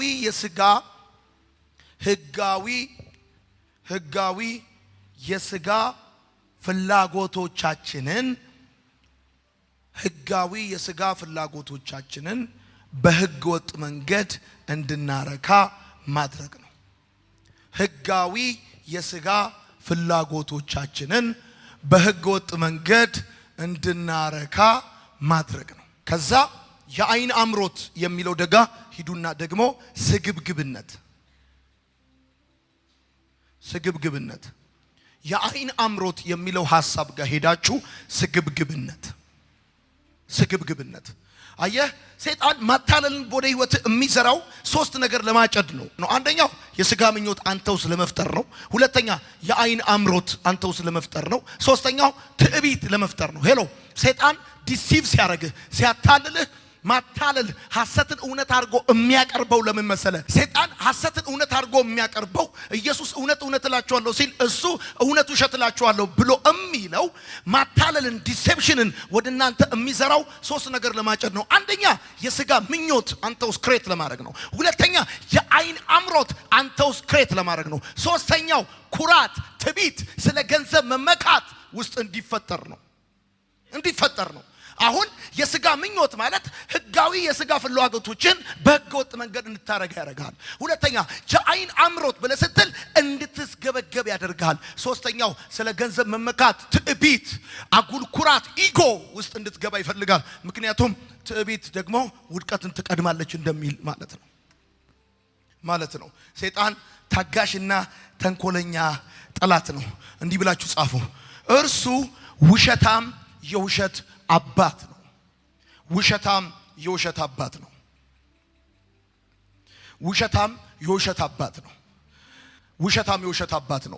ስለ ራሱ ብቻ ሳይሆን ስለ ራስህም ይዋሻል። ስለ ራስህ ብቻ ሳይሆን ደግሞ ስለ እግዚአብሔርም ይዋሻል። አንተ የምታውቀውን አንተነት የምታውቀውን ማንነትን እንደማታውቅ አድርጎ ይነግራል። ህይወትን ሊገድል ሊያርድ ሊሰርቅ ወደ አንተ ሲመጣ የሚመጣው ሰይጣን ነኝ ብሎ አይመጣም። ብራዘር፣ ሰይጣን ነኝ እኔ ብሎ አይመጣም። ቢላ ይዞ ወደ አንተ አይመጣም። እና ሲመጣ በዲሴፕሽን ነው የሚመጣው። አየህ፣ ሰይጣን ውሸታም ነው። እኔን እዚህ ጋር ሰይጣን ውሸታም ነው። ደግሞ ሲዋሽህ ስለ ራሱ ብቻ አይደለም የሚዋሽህ፣ ስለ ራስህም ይዋሻል። ስለ አንተ ስለ ራስህ ብቻ አይደለም ደግሞ የሚዋሽህ፣ ስለ እግዚአብሔርም ይዋሻል። እንዲህ ብለህ ጻፍ። ይኸውልህ ስለ ራስህ እንዲህ ብሎ ይልሃል፣ ተስፋ የለህም ይልሃል፣ አትረባም ይልሃል፣ አትጠቅምም ይልሃል፣ ከዚህ በኋላ ምንም እድል የለህም ይልሃል። ስለ ራስህ ይዋሻል። ሰዎች አይወዱህም ይልሃል፣ ይዋሻል። ከዛስ ስለ እግዚአብሔር ደግሞ አይወድህም፣ አይፈልግህም፣ ካንተ ይልቅ እሱ ሌሎቹ ነው የሚረዳው፣ ጸሎትን አይሰማም ምናምን ይልሃል። ሰይጣን ሊያታልል ሲፈልግ እንዲህ ብላችሁ ጻፉ። ሰይጣን ሊያታልል ሲፈልግ ምን ያደርጋል ብላችሁ ጻፉ። ሰይጣን ሊያታልል ሲል ምን እንደሚያደርግ ልንገርህ። በመጀመሪያ ለራስህ እንድታዝን ያደርጋል፣ እንድታዝን ያደርጋል ይልሃል። መጀመሪያ አንተ እኮ አዎ እኔ እኮ ትላለህ። ከዛ አንተ ሳትፈለግ ነው የተወለድከው ሲሉ አዎ እኮ ይላል በጆሮ ለራስህ እንድታዝን ከማታለሉ በፊት መጥቶ እንደዚህ ምናምን ብሎ እንደዚህ አድርጎ እንኮ ልጭ አቡዬ ማሙሽዬ ምናምን ብሎ አያታልልህም ይላል። ለምሳሌ ጫት ማስቃም ሊጀምር ሲል ረጅም ጫት አምጥቶ ይሄ ጫት ምን አይልህም። መጀመሪያ እንደዚህ ይላል። አባትህና አይወዱህም እኮ አዎ፣ አይወዱኝም፣ አይፈልጉ አዎ፣ ፍቅረኛ አዎ፣ የእሷንም ያዝልኝ የእሷን ጉዳይ ያዝልኝ አዎ። ይኸው የሰፈሩ ሰዎች እንዴት እንደሚገላምጡ አዎ፣ ያለኔ ስራ የላቸውም ትላለህ። በቃ ለራስህ እንድታዝን ይፈልጋል። በቃ እኔ ማለት ትላለህ። ሰው አይረዳህም ይልሃል። አይረዱኝም ትላለህ። ከዛ ስለ ሰዎች መጥፎ እንድታስብ ያደርጋል። መጀመሪያ እንድታዝን ያደርጋል ለራስህ። ከዛ ስለ ሰዎች፣ ስለ እንጀራ አባት፣ ስለ እናት፣ ስለ እህት፣ ስለ ክፍለ ከተማው፣ ስለ ምኑ መጥፎ እንድታስብ ያደርጋል። ከዛ በኋላ ራስን ከሌሎች ጋር እንድታወዳደር ያደርጋል። እያቸው ጓደኞች አሁን የት ነው ያሉት? ቬጋስ፣ ላስ ቬጋስ፣ ኤሌ፣ ኒውዮርክ ናቸው። አንተስ ኖ ወርክ ይላል። አዎ ለኩስ በቃ ጓደኞቼ ያሉት ኒውዮርክ፣ አንተስ ኖ ወርክ። በቃ አዎ ወጥላል። ከዛስ በቃ ያለህን ነገር እንደሌለህ እንዲሰማ ያደርጋል። ችግርህን አጋኖ ይነግራል። በቃ አጋኖ ይነግራል። አሁን እንዴት ይኖራል ይላል። በዚህ ኑሮ ውድነት ውስጥ አሁን ይኖራል ይላል። ኧረ አይኖርም ትላለህ አንተ። አይኖርም። ከዛ ስሜትን እንድታምን ያደርጋል። እንዲህ ነው የሚያደርግህ። መጀመሪያ ስለ ራስህ እንድታዝን ያደርጋል። የሙት ልጅ ነህ ይልሃል። አንተ ብቻ አይደለም ለመጀመሪያ ጊዜ እናት አባት የሞተብህ የሙት ልጅ ነህ ሲል አዎ የሙት ልጅ ነኝ ትላለህ። ጠጣ ይልሃል። በቃ አምጣ ትላለህ። ከዛስ ስለ ሰዎች መጥፎ እንድታስብ ያደርጋል። እነዚህ ፓስተሮች፣ እነዚህ መንግስት ኃላፊዎች፣ እነዚህ ጎረቤቶቼ፣ እነዚህ አከራዮቼ፣ እነዚህ ትላለህ። መጥፎ ነገር ትሰበስባል። ከዛ ራስን ከሌሎች ጋር እንድታወዳድር ያደርጋል። ከዛ ምርጥ እኮ ኳሊቲ አለ ያለህን ነገር እንደሌለህ እንድትቆጥረው ያደርግና ችግርህን አጋኖ ይነግርሃል። ከዛ ስሜትህን እንድታምነው ያደርጋል። ወዳጆቼ እንዲህ ብላችሁ ጻፉ። ልክ የሰይጣንን ውሸት ስታምን ያን ጊዜ ያሸንፋል። ልክ የሰይጣንን ውሸት ስታምን ያን ጊዜ ያሸንፋል። ልክ የሰይጣንን ውሸት ስታምን ያን ጊዜ ያሸንፋል። ታውቃለህ፣ የሰይጣን ማታለል የጀመረው በኤደን ገነት አይደለም። ከኤደን ገነት በፊት 1/3 የመላእክት ስብስብ ይዞ ሲወርድ ነው። ጻፉ እንደዚህ ብላችሁ ይሁን። እኔን ይኸው ውሸት ማለት ምን ማለት ነው? ውሸት ማለት ግማሽ፣ ጻፉ፣ ግማሽ እውነት ማለት ነው። ውሸት ማለት ግማሽ እውነት ማለት ነው። ሰይጣን ማንንም ለማታለል ሲመጣ ሙሉ ውሸት ይዞ አይመጣም። ግማሽ እውነት ይዞ ይመጣል። ሰይጣን ማንንም ዲሲቭ ሊያደርግ ሲመጣ አያችሁ፣ የዲያብሎስን ሽንገላ ትቃወሙ ዘንድ። ለምን? ሰይጣን የሚሸነግልህ ሙሉ ውሸት ይዞ መጥቶ አይደለም፣ ግማሽ እውነት ይዞ ይመጣል። ውሸት ማለት ግማሽ እውነት ማለት ነው። ጌታ እኮ ዓለም ሰላም አይሰጣችሁም አላለም። እኔም እሰጣችሁ ሰላም አለ። ዓለም እንደሚሰጣችሁ አይደለም። የዓለም ሰላም አጎበር አለበት። የዓለም ሰላም ኪሳራ አለበት፣ ውድቀት አለበት። አየህ ቢራ ለምሳሌ ብትጠጣ ፈታ ለቀቅ ሞልቀቅ ደልቀቅ ያደርጋል። ከዛስ ግን ለቀቅ ብቻ ሳይሆን ለቅቅ አርገህ ያኖራል። እኔ መሰጣችሁ ሰላም አለ። አየህ ሰይጣናውን ይመጣና ሲያታልልህ ሙሉ ውሸት አይደለም ይነግርህ፣ ግማሽ እውነት ይነግርሃል። የስ ትላለህ የስ ትላለህ የስ ትላለህ። እሺ ጻፉ እንደዚህ ብላችሁ እንዲህ ብላችሁ ጻፉ። ሰይጣን ሰውን እንዴት ያታልላል? ሰይጣን አእምሮህን በሶስት መንገድ ይዋጋል። በማሳወር በመልቀም በማታለል። ሰይጣን እንዴት ነው የሰዎችን አእምሮ የሚያታልለው? ሰይጣን እንዴት አድርጎ ዲሲቭ ያደርጋል? አንደኛ እውነትን በማጣመም ያታልላል። ዘፍጥረት 3:4 ላይ ሲናገር እባቡ ግን ሴቲቱን ሞትን አትሞቱም አላት ይላል። አየህ እውነትን ያጣምማል። እባቡም ሴቲቱን ሞትን አትሞቱም ከርሷ በበላችሁ ቀን አይኖቻችሁ እንዲከፈቱ እንደ እግዚአብሔርም መልካምና ክፉን የምታውቁ ትሆኑ ዘንድ እግዚአብሔርን ስለሚያውቅ ነው እንጂ አለ። አየህ ግማሽ እውነት ብያልኩ እሱን ነው። ውሸት ማለት ግማሽ እውነት ማለት ነው። እንዳትረሳ ውሸት ማለት ግማሽ እውነት ማለት ነው። እንዳትረሳ። ሰይጣን እንዴት ነው ሰው የሚያታልለው? እውነትን በማጣመም። ሁለተኛ የሰዎችን ፍላጎት በመጠቀም። ተዚህ ከነበር ጌታ ኢየሱስ ጸልዮ ሲጨርስ መጣና ርቦት እንደነበረ ስለሚያውቅ ድንጋዩን ዳቦ አርጋለው። ሰይጣን ሊያታልል ሲመጣ ቢላ ይዞ አይደለም የሚመጣው፣ በፍላጎትህ በኩል ነው የሚመጣው። ኒድህን ተጠቅሞ ነው የሚያታልልህ። አንተ በጣም ቦታ የምትሰጠው ነገር ተጠቅሞ ነው የሚያታልልህ። በፍላጎትህ በኩል ነው የሚያታልልህ። ስለዚህ ፍላጎትህን በመጠቀም ስልክ ያስፈልጋል፣ ስማርትፎን ይልሃል። አዎ ትላለህ አንተ። አዎ ከዛስ የወደቀ አንሱ የሞተ ቅበሩ ይልሃል። እየተጸለየ ያለ አንተ ዞር ስትል ስማርትፎን ቁጭ ብሏል። ጌታ አሳልፎ ነው የሰጠ ይልሃል። በረከት ነው አንሳው ይልሃል። ብድግ ስታረገው ሴኩሪቲ ካሜራ ያያል። ሁለተኛ ቸርች አልመጣም ብለህ በዛው ትወጣለህ። በፍላጎትህ በኩል ይመጣል። ሶስተኛ በጥርጣሬና ባለማመን። በጥርጣሬና ባለማመን ለሰይጣን ማታለል የተመቹ የኛ ሁኔታዎች ብላችሁ ጻፉ።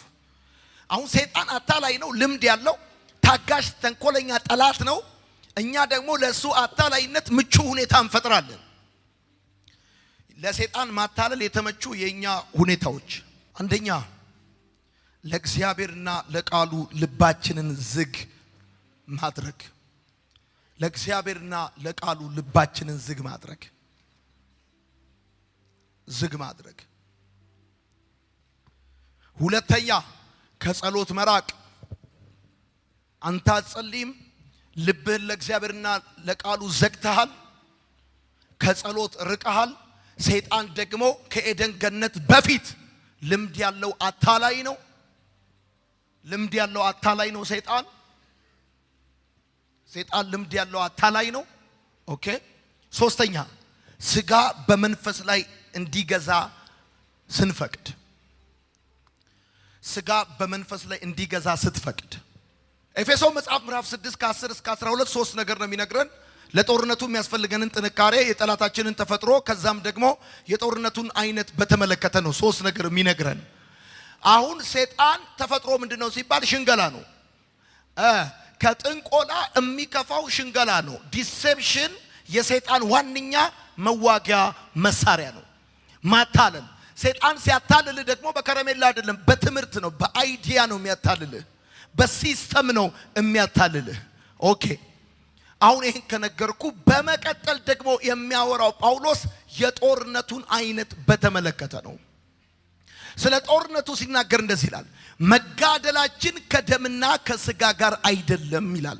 ጻፉ እንዲህ ብላችሁ፣ መጋደላችን ከደምና ከስጋ ጋር አይደለም ማለት ጻፉ። መጋደላችን ከደምና ከስጋ ጋር አይደለም። መጋደላችን ከደምና ከስጋ ጋር አይደለም ማለት ጠላታችን ሟች አይደለም ማለት ነው። ጠላታችን ሟች አይደለም። በደም ስማኝ፣ መንፈሳዊ ውጊያ ሲዝናል አይደለም፣ ላይፍ ታይም ነው። እና ጠላትክ ደግሞ ሟች አይደለም። ወይ አንተ ወደ ጌታ እስከምትሄድ ወይ ጌታ ወደ አንተ እስከሚመጣ ድረስ የሚቀጥል ውጊያ ውስጥ ነው ያለው። መጋደላችን መጋደላችን ይሄው እዚህ ጋር መጋደላችን ነው የሚለው ጳውሎስ። መጋደላችን የሚለው ቃል በግሪክ ምን ማለት ነው ሲባል የእጅ ለእጅ ግጥሚያ ማለት ነው። ይሄንን ቃል ጳውሎስ ሲጠቀም የኤፌሶን አማኞች በዛ ዘመን የሚያውቁት ቃል ነው። ምን መጋደላችን የሚለውን እጅ በእጅ የሆነ ግጥሚያ ረገጣ ማለት ነው። ይሄ ጉዳይ እንዴት ነው የሚያውቁት እነዚህ የኤፌሶን ሰዎች? ቢኮዝ በዛን ዘመን ሮም አብዛኛውን ዓለም በምትገዛበት ዘመን በየከተማው የሚቆም የተሰሩ የስፖርት ቤተ መንግስቶች ነበሩ። ምን የሚባሉ? ፓሌስትራ የሚባሉ። በደም ስሙኝ። አሁን ጳውሎስ መጋደላችን ከደምና ከስጋ ጋር አይደለም ብሎ ሲላቸው ፓሌስትራ የሚለውን የግሪክ ቃል ነው የሚጠቀመው። ፓሌስትራ ማለት ደግሞ የስፖርት ቤተ መንግስት ነው። እዚህ ቤተ መንግስት ውስጥ ጠዋት፣ ምሳ ሰዓትና ማታ ሁሌ ግጥሚያ ይደረጋል። ስንት አይነት? 3 አይነት። ነፃ ትግል፣ ቦክስ እና እንደዚህ ደግሞ ካራቴ የመሳሰሉ ስፖርቶች ይደረጋሉ። በዚህ የስፖርት ቤተ መንግስት ውስጥ ያለው ህግ አንድ ህግ ነው። እሱም ህግ የለም ነው። በጣም በጭካኔ የተሞላ ወደዚህ ወደ ፓሌስትራ ለስፖርት ግጥሚያ የሚገቡ ሰዎች ያላቸው አማራጭ 2 ነው። አንደኛው ማሸነፍ፣ ሁለተኛው መሞት። ተሸንፎ መውጣት የሚባል ነገር ከፓሌስትራ አይታሰብም። ስትገባ ፈርመ ነው የምትገባው። ምን ብለ ኃላፊነቱ ወስዳለሁ ብለ ኮሚትመንት ፈርማለህ። እዚህ ግጥሚያ ውስጥ የሚገባ ሰው ለቤተሰቡ ደብዳቤ ይጻፍለታል። ምን የሚል? ልጃችሁ እንደሞተ ከሰማችሁ እመኑ፣ ተሸንፏል ከተባላችሁ ግን ሐሰት ነው የሚል። ወደዚህ ግጥሚያ የሚገባ ሰው የብረት ኮፍያ ካላደረገ አደገኛ ነው። ጭንቅላቱ ሊደቅ ይችላል። ተጋጣሚዎቹ ጨካኞችና አረመኔዎች ናቸው። እጃቸው ላይ የብረት ጓንት ደግሞም ሚስማር ያደርጋሉ። ደግሞም አንዳንዴ ስለታማ እንደሚላጭ እንደ ቢላ አይነት ነገር ይሰካሉ። እዚህ የስፖርት ሜዳ ውስጥ ያለው ጫዋታ ምን አይነት ነው? ህግ የሌለው ጫዋታ ነው። መግደል፣ መስበር፣ መርገጥ የሚፈቀድበት ጫዋታ ነው። አሁን በደንብ አድርገህ ስማኝ። ጳውሎስ መንፈሳዊ ውጊያን በተመለከተ ለኤፌሶን ሰዎች ሲጽፍላቸው የሚጽፍላቸው መንፈሳዊ ውጊያ የጦርነቱ አይነት ምን አይነት ነው ካላችሁ፣ መራራ ነው፣ በጭካኔ የተሞላ ነው። ሰይጣን እስክታጡ፣ እስክትከስሩ፣ እስክትዋረዱ አይደለም የሚዋጋችሁ እና ሊከላችሁ ነው የሚዋጋችሁ። እንዴት? ቅድም እንደነገርኳችሁ ልክ እንደ ፓሌስትራው። በፓሌስትራ ደከመኝ ብላ አታቆምም። በቃኝ ብላ አታቆምም። አምኛለሁ ብላ አታቆምም። ቆስያለሁ ብላ አታቆምም። ጨዋታውን ካንተ ጋር የሚጋጠመው የሚገባው ሊገልህ ነው። ይሄ የኤፌሶን ሰዎች ይሄን ያውቃሉ። ብራዘር በደንብ አድርገህ ስማኝ። ይሄን ሰምተህ ከሄድክ ይበቃኛል። መንፈሳዊ ውጊያ ሲዝናል አይደለም። በሳምንት 7 ቀን፣ በቀን 24 ሰዓት፣ በወር 30 ቀን፣ በአመት 365 ቀን ነፍሰ በላ ከሆነ ሌባው ሊሰርቅ፣ ሊያርድ፣ ሊገድል ነው የሚመጣው አለ። አየህ፣ ቅድም መግቢያ ላይ ነግሬሃለሁ። ይሄ የምታየው ዓለም ብቻ አይደለም ያለው፣ መንፈሳዊ ዓለም አለ። መንፈሳዊ ውጊያ የሚባል አለ። ሊገልህ የሚፈልግ ሰይጣን አለ። ሰይጣን ካንተ ጋር ያለው ውጊያ እስክትከስር፣ አንገት እስክትደፋ፣ እስክታብድ፣ ጨርቅን እስክትጥል፣ ስራ እስክታጣ፣ ትዳር እስኪበተን፣ ቤተሰቦች እስክታጣ አይደለም፣ ህይወትን እስክታጣ ነቅሎ ሊገል ነው የሚፈልገው። ነቅሎ ሊገል ነው የሚፈልገው። ይሄ ደግሞ ፓሌስትራ ይባላል። በፓሌስትራ ግጥሚያ ሁለቱ ተጋጣሚዎች ሩቅ ለሩቅ ሆነው በድንጋይ ነው የሚወራወሩት። የእጅ በእጅ ግጥሚያ ነው እና እንደዚህ ሆነ በፓሌስትራ ግጥሚያ ውስጥ ግጥሚያውን ስትጀምረው እየሰማኸኝ ነው? ከፊት ለፊት የቆመው እሱ ሞት ነው። ሊገልህ ነው የቆመው።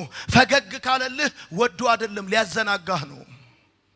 ፈገግ ካለ ሊያዘናጋህ ነው። ስማ፣ ሰይጣን ካቀበለህ ከገዛልህ የሆነ ነገር ካረገልህ ወዶ አይደለም ሊከልህ ነው እያመቻቸ ነው ሴታፕ እየሰራ ነው ከተወሰነ ጊዜ በኋላ የተወሰነ ጊዜ ያስቀማል ያስጠጣል ያስጨሳል አንዳንድ ነገር ያረግልሃል በደንብ ይክባሃል ስም ይሰጥሃል ከፍ ከፍ ያረጋል አመቻችቶ 16 ክልል ውስጥ እንደሚያስገባ ማኖ እንደሚያስነካ ሰው አመቻቻል ገና ሰይጣን በመጀመሪያው ዙር እንዳታለለ አይገድልህም ገብቷል ሲያታልልህ መጀመሪያ ሐሳብ ነው ውስጥ የሚከተው መንፈሳዊ ውጊያ ፓሌስትራ ነው ሲሪየስሊ ፋይት የምታረገው ነገር ነው እንጂ ለአፍታ ከተዘናጋ የሆነ ዞር ካልክ እግሩ ውስጥ ከከተተ እድል ፋንታ አትስጡት እንደሚል መጽሐፍ ይገለብጣል ከገለበጠ ጭንቅላት ረግጦ ይሰባብራል አሁን እንኳን ግሪክ ሀገር ብትሄዱ በጣም ብዙ የተሰባበሩ የጭንቅላት አጽሞችን ታገኛላችሁ መንፈሳዊ ውጊያ ሲሪየስ ነው ሰይጣን ሊገልህ ነው የሚፈልገው እስክታጣ አይደለም ትምህርት እስኪበላሽ አይደለም ሊገልህ ነው ሰምታል ቅድም ጠዋት ስንጸልይ ትላንት ስንጸልይ እከለዋለሁ አለቀውም መኪና ውስጥ ከተዋለሁ ነሐሴ 26 ቀጥሬለታለሁ እንደዚህ ሰይጣን አስራ ሰጥቶኛል ገብሮኛል ለኔ ሲል ተንከራቷል ሰግዶልኛል ብሎ አይተውህም ይገርምሃል ሊከልህ ነው የሚፈልገው ሊከልህ ደምህን መጥቶ ክብርህን አዋርቶ መልክህን አበላሽቶ ገንዘብህን ጨርሶ ሲያበቃ አይለቅህም ሰብሮ ሊገልህ ነው የሚፈልገው እና ግጥሚያው እንደዚህ ነው ደግሞ ስማይ ልክ ሰይጣን መንፈሳዊ ውጊያው ስትገባ ቅድም የእግዚአብሔርም የጦር ዕቃ ሁሉ ልበሱ ይላል መጽሐፍ የእግዚአብሔር ወታደር ደግሞ የመዳን ራስ ቁር የጽድቅ ጥሩር የእምነት ጋሻ የወንጌል ጫማ የእውነት ቀበቶ ሁሉን ታጥቆ ነው የሚገባው ሰይጣን ደግሞ መንፈሳዊ ውጊያ ውስጥ አፉን ይዞ ነው የሚገባው ለምን ዲያብሎስ ማለት የቃሉ ትርጉም ሐሳብ ወርውሮ የሚከት ማለት ነው አትረባም ይልና ያፈገፍጋል አንተ አየህ የመዳን ራስ ቁር የጽድቅ ጥሩር ምናምን አርጋር አትረባም ሲል አረባም እንዴ ሰዎች አይወዱም ይላል ሰዎች አይወዱኝም እንዴ አልቆልኛል እንዴ ትላለህ ሐሳብ ነው የሚከተው የከተተውን ሐሳብ ታመነጅጋለህ ከመስመር ያወጣ ይሄዳል ውጊያው ከባድ ነው ጳውሎስ የሚለው እንደዚህ ነው ፓሌስትራ ይላል እዚህ ግጥሚያ ውስጥ ይገርምሃል ያለው ህግ አንድ ነገር ብቻ ነው እሱም ህግ የለም ነው ሰይጣን ስማይ ልንገርህ ህግ የማያውቅ ተጫዋች ነው ህግ የማያውቅ በህግ አይዋጋም አየህ እግዚአብሔር እኮ ያከበሩትን ያከብራል አየህ ያመኑትን የተደገፉትን አያሳፍርም እግዚአብሔር የወደቁትን እኮ ያነሳል እግዚአብሔር ሰይጣን ግን ይገርማል ህግ የማያውቅ ተጫዋች እንደሆነ የምታውቀው ያከበሩትን አያውቅ የተገዙለትን አያውቅ ምንም አያውቅ እና ምን ልፈልጌ ነው ፈገግ ካለልህ ሰይጣን አንዳንድ ጊዜ ስፖንሰር ከሆነልህ ካመቻቸልህ እስኪገልህ ሴታፕ እየሰራ ነው እያመቻቸ ነው ጋባዥ አለ ካዳሚ አለ ከዚህም ከዛም ያመጣል ያዋክብሃል ተባረክ ያዋክብሃል ጳውሎስ ለኤፌሶን ሰዎች ሲጽፍላቸው እንደዚህ ይላል መካደላችን ምን ፓሌስትራ የስፖርት ቤተ መንግስት ስታየው በጣም የሚያምር ጣዋት ምሳና ራስ ሰዓት ግጥሚያ አለ ነን ስቶፕ ነው በየቀኑ ማለት ነው መንፈሳዊ ውጊያ በቀን 24 ሰዓት በሳምንት 7 ቀን በወር 30 ቀን በአመት 365 ቀን ውጊያ ላይ ነህ እኝኔን እዚህ ተቀምጠው ውጊያ ላይ ነህ ስትወጣ ውጊያ ላይ ነህ ታክሲ ውስጥ ሆነ ውጊያ ላይ ነህ መንገድ ላይ እየሄድክ ውጊያ ላይ ነህ ኤኒ ታይም ውጊያ ላይ ነህ ኤኒ ታይም ሶሻል ሚዲያ ስትጠቀም ውጊያ ላይ ነህ ምን ተጠቅሞ አይምሮን እንደሚይዝ ሰይጣን ካልኩሌት አድርጎ ፋይት ያደርጋል ለምን ይመስላል ዓለም እንደዚህ በፖርኖግራፊ የተጥለቀለቀው በደም በሐሰት በአመጻ የተጥለቀለቀው ለምን ይመስላል መጋደላችን ምን ፓሌስትራ ይሄው ፓሌስትራ አለና እንደዚህ ያለ እና ከደምና ከስጋ ጋር አይደለም እና ከማን ጋር ነው ከአለቆች ከስልጣናት ከኃይላትና ከርኩሳን መናፍስት ጋር ከአለቆች ከስልጣናት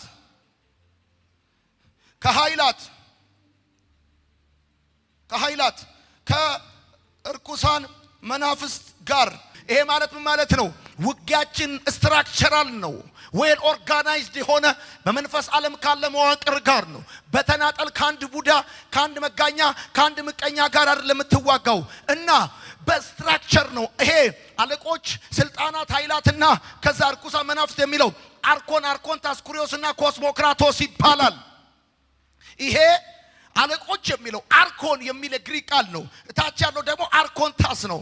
ምን ርኩሳን መናፍስት። እነዚህ ርኩሳን መናፍስት ምንድናቸው ብለህ ካልከኝ ያለቃቸውን ፍቃድ ለማስፈጸም እስከ ሞት ድረስ የሚሄዱ ተራ ወታደሮች ናቸው። ሰው ውስጥ የሚገቡት እነዚህ ኮስሞክራቶስ የሚባሉ ርኩሳን መናፍስት ናቸው። ሰው ውስጥ የሚገባው አርኮን የሚባለው ግን ሲስተም ዲዛይነር ነው። ሰው ውስጥ አይገባም። ለረጅም ጊዜ አንድን ቦታ የሚገዛ ነው። አንድን ጂኦግራፊ ገቨርን የሚያደርግ ነው። እሱ የሚገዛበት አካባቢ ካልቸሩ ተመሳሳይ ነው። ሲስተም ዲዛይን ያደርጋል። ካልቸር ክሬት ያደርጋል። አርኮንታስ፣ ኩሪዮስና ኮስሞክራቶስ። አርኮን የሚባለው የመናፍስት ዓለም መዋቅር ሲስተም ዲዛይነር ነው። እኛ ከተማ ስትሄድ ከላይ እስከታች ጠጪ ነው የምታገኘው።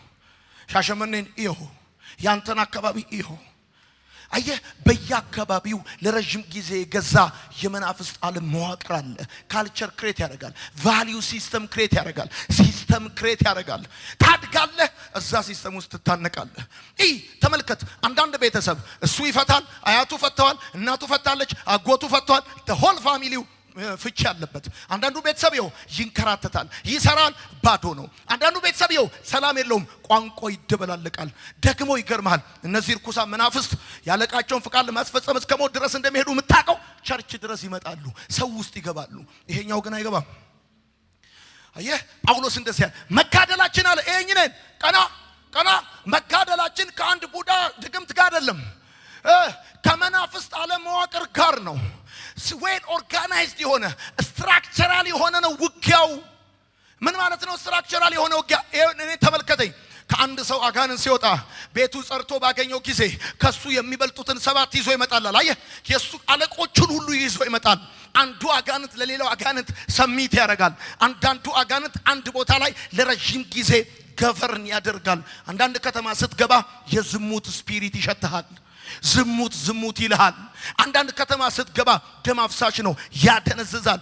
ባልቲሞር የሚባለው አሜሪካ ስትሄድ ጋንግስተር፣ ቺካጎ ስትሄድ እንደዛ፣ የሆነ ቦታ ስትሄድ እንደዛ።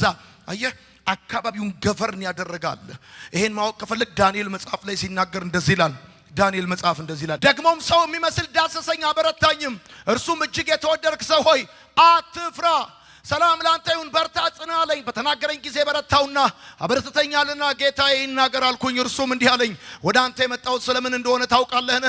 አሁንም ከፋርስ አለቃ ጋር እዋጋ ዘንድ መለሳለሁ። አሁን ኢራን የምትባለዋ እዛ አካባቢ ያለ የፋርስ አለቃ ላያችሁት፣ ከፋርስ አለቃ ጋር እዋጋ ዘንድ እሄዳለሁ። ፋርስን የሚገዛል። ከዛስ እሄዳለሁ፣ እነሆ የግሪክ አለቃ ይመጣል። ፋርስን የሚገዛ ለብቻ አለ። ከዛስ ግሪክን ደግሞ የሚገዛ አለ። መልአኩ እንደዚህ ይለዋል፣ እመለሳለሁ፣ ከፋርስ አለቃ ጋር ዋጋለሁ፣ ደግሞ ከሱ ጋር ስዋጋ የግሪክ አለቃ ይመጣል። ከዛስ ቀጥሎ ያለውን ስማ፣ ይመጣል። ነገር ግን በእውነት ጽሑፍ የተጻፈው ነገር አለው፣ በዚህም ነገር ካለቃችሁ ከሚካኤል በቀር። አየህ፣ አለቃ ካለቃ ጋር ነው ግጥሚያው። በመናፍስት ዓለም መዋቅር አርኮን የሚባለውን የመናፍስት ዓለም መዋቅር የሚዋጋው በእግዚአብሔር የመላእክት መዋቅር ውስጥ አለቃ የሆነው መልአክ ነው። ምን ማለት ነው? ጀነራል የሆነውን በመቶ አለቃ አትዋጋውም። የሰማኝ ካለ አትዋጋውም በመቶ አለቃ። ስትራክቸር አለው። የኝኔን ሲስተም ዲዛይነር ነው። አሁን ሲስተም ክሬት ተደርጎላል። ቲክቶክ ይባላል። ትተከትካለህ ቁጭ ብለህ ጣት እርሳስ እስኪመስል ድረስ ወደ ላይ ወደ ታች ወደ ታች።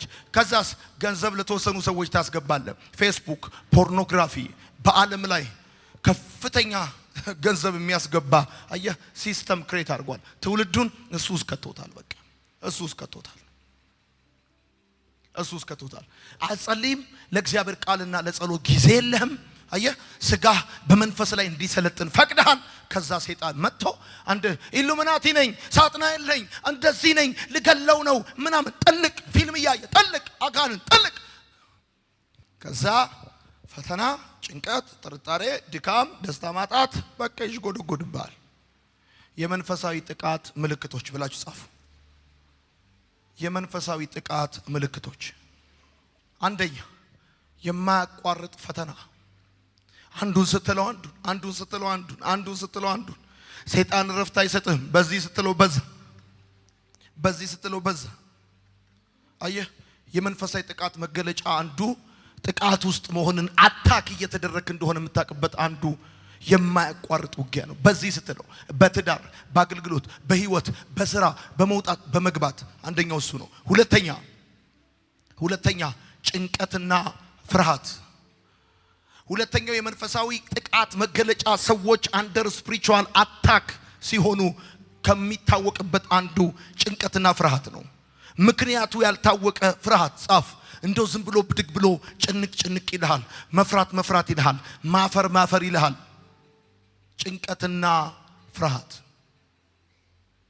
ጭንቀትና ፍርሃት። ሶስተኛ ድካም። እንደው መዛል፣ ስራ ሰርተ ፔሸንት አክመ መኪና ነርተ የሆነ ነገር አንስተ መድከም ያለ ነው። ግን with no reason መድከም፣ ድካም፣ መደንዘዝ፣ ድካም። ከእንቅልፍ ተነስተ ይደክማል። ይሄን ቼክ አርግ ብራዘር። ለምሳሌ የማያቋርጥ ፈተና ካለብህ፣ ከዛስ ጭንቀትና ፍርሃት፣ ምክንያቱን የማታውቀው ፍርሃት፣ ጭንቀት ካለብህ ይሄ ስፒሪቹዋል አታክ ነው። ሶስተኛው ድካም ነው፣ ከፍተኛ የሆነ አካላዊ ድካም። አራተኛው ደስታ ማጣት። ትበላለህ፣ ትጠጣለህ፣ ትለብሳለህ፣ ግን ደስታ የሚባል ነገር አይኖርህም። ደስታ ማጣት። አምስተኛው መጸለይ ማቃት። መጸለይ ስትፈልግ እንቅልፍ ይልሃል፣ ይጫጫንሃል፣ ድካም ይልሃል፣ ትዝላለህ፣ ሐሳብ ሌላ ቦታ ይሄዳል። መጸለይ ማቃት አምስተኛ። ስድስተኛ የግንኙነት ችግር፣ ከሰዎች ጋር መግባባት መቸገር፣ ከእናት ከአባት፣ ከእህት ከወንድም፣ ከትልቅ ከትንሽ፣ ከአለቃ ጋር፣ አብሮ ከሚሰራ ጋር፣ ከሰው ጋር መግባባት ማቃት፣ ኮሙኒኬት ማድረግ ማቃት። በተለይም ከቤተሰብ ጋር መግባባት ማቃት። ሰባተኛ መንፈሳዊ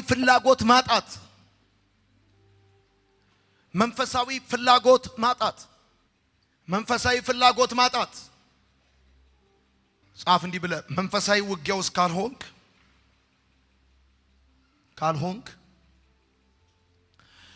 ውጊያ ውስጥ ካልሆንክ ደግሞ ሰይጣን እየተዋጋ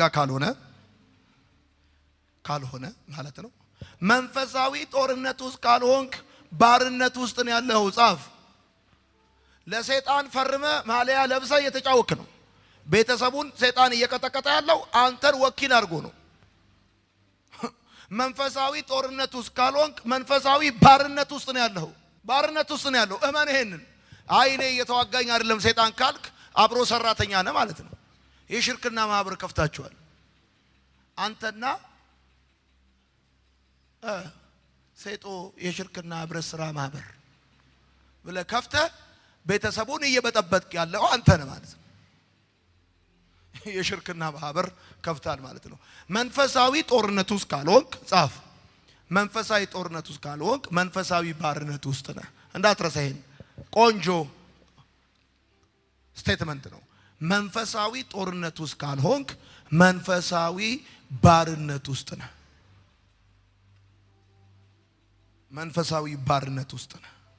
ለምሳሌ የድሮ ቁስሎች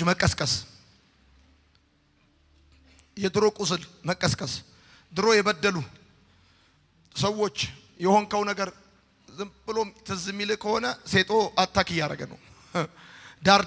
ዳርዳሩን የበቀል ሐሳብ ጻፉ። የበቀል ሐሳብ ይሄ የሰይጣን መንፈሳዊ ጥቃት መገለጫ ነው። ልጨምርላችሁ ብዬ ነው። የበቀል ሐሳብ ሰውን አታካርግ፣ ተበቀለው ምናምን የሚል ከሆነ ሰይጣን አንተን አታክ እያደረገ ነው። አንደር ስፒሪቹዋል ዋር፣ የባዶነት ስሜት። እሺ እንዴት ልዋጋ? መንፈሳዊ ውጊያ እንዴት ልዋጋ? እንዴት ነው መዋጋ? እሺ ጠላቴ የማይሞት እንደሆነ ገብቶኛል። መንፈሳዊ ውጊያ ነው። ኦኬ እንዴት ልዋጋ? አንደኛ እንደ እግዚአብሔር ቃል ተዋጋ። ትዝ ይልሃል ጌታ ኢየሱስ ሰይጣን ሊፈትነው ሲመጣ አይደል? ሰው በእንጀራ ብቻ አይኖርም ተብሎ ለእግዚአብሔር ለአምላክ ብቻ ስገድ ተብሎ እግዚአብሔር አምላክን አትፈታተኑ ተብሎ እንደ እግዚአብሔር ቃል። ሁለተኛው ለራስ አትዘን ለራስ ሆዴ ሆዴ አትበል። ሶስተኛ ከቤተ ክርስቲያን አትውጣ። የገሃነም ደጅ የማይቋቋማት ቤተ ክርስቲያንን ነው። መንፈሳዊ ውጊያ ስትራክቸራል ከሆነ በተናጠል የማይዋጋ ከሆነ ሰይጣን መዋቅር ፈጥሮ የሚዋጋ ከሆነ አንተ ለብቻ ካገኘ ይጠፈጥፋል፣ ይጫወትብሃል። ወደ ክርስቶስ አካል መግባት አለብህ። ወደ ቤተ ክርስቲያን መሆን አለብህ። ቤተ ክርስቲያን ውስጥ መሆን፣ ቤተ ክርስቲያን ውስጥ መያዝ የማትወዱ ሰዎች የሰይጣን ጥቃት የተጋለጣችሁ እንደሆነ እንድታውቁ ፈልጋለሁ። ምክንያቱም መንፈሳዊ ውጊያ ስትራክቸራል ነው፣ መዋቅራዊ ነው። ከአንድ ቡዳ ጋር የሚደረግ ጨዋታ አይደለም። ነግሬሃለሁ። አራተኛ ራስን አትደብድብ። የሰይጣን የወንድሞች ከሳሽ ነው እና በቃ ዝም ብለህ ራስን የምትቀጠቅጥ ከሆነ እኔ እኮ እያልክ ዝም ብለህ እኔ እኮ እያልክ ራስን የምትደበድብ ከሆነ ለሰይጣን ጥቃት በር ትከፍታለህ። እኔ ቢነግሩኝ የማልሰማ ድንጋይ ራስ ነኝ እያልክ ማለት እንዳትል እንደዛ። አምስተኛ ጓደኞች የሚነግሩን ሁሉ አትመን። ትዝ ይላል የኢዮብ ጓደኞች፣ እነሱን አስታውስ። የኢዮብ ጓደኞች የሚነግሩን ሁሉ አትመን። ስድስተኛ ወደ እግዚአብሔር ቅረብ። አንዳንድ ጊዜ ታውቃላችሁ በኃጢአት ስንወድቅ በመጀመሪያ ራሴን አስተካክዬ እመለሳለሁ እንላለን። ከነሸክምና ነው የተባልከው እንጂ ሸክምን አራግፈን አልተባልክም። ብዙ ጊዜ ሰይጣን የሚያታልለን ለዛ ነው። ልክ በኃጢአት ስንወድቅ ቆይ ራሴን አስተካክዬ ምናምን ጸሎት ስጀምር ቸርች ሄዳለሁ ነው። አሁን ነው መሄድ አለብህ። ሰባተኛ ጸልይ። ስትሮንግ ፕሬየር። ለዚህ ነው ቅድምም አየህ ጠዋትም ከሰዓትም ተነስ ፋይታ ጸልይ በኢየሱስ ምናምን ምልህ ጸልይ። ስትሮንግ ጸሎት ያስፈልጋል። ጸልይ ከቤት የወጣ ቀን የምትውለው ውሎና ሳትጸልይ የወጣ ቀን የምትውለው ውሎ አንድ አይደለም። በቃ ገብቷል። ጸልይ ነው መውጣት ያለብህ ከቤት። እሺ ስምንተኛ ዲያብሎስን ተቃውመው ከዚህ በለው ስራውን አፍርስ በኢየሱስ ስም በለው። የማይራራ ጠላት ነው ያለ ነግሬሃለሁ። ዘጠነኛ የእግዚአብሔርን ዕቃ ጦር ልበስ። ጻፍ። የእግዚአብሔር ዕቃ ጦር አንደኛ ሁሉም የእግዚአብሔር ስጦታዎች ናቸው። ጻፍ። ሁሉም የእግዚአብሔር ስጦታዎች ናቸው። ሁለተኛ መከላከያዎች ናቸው። ሰይጣንን እግዚአብሔር እንድትከላከል እንጂ እንድታጠቃው አይፈልግም። ለዚህ ነው ከሰባቱ የእግዚአብሔር ዕቃ ጦሮች መካከል ስድስቱ መከላከያዎች ናቸው የእግዚአብሔር ዕቃ ጦር። ሶስተኛ ጻፍ። በየቀኑ የምንለብሳቸው ናቸው።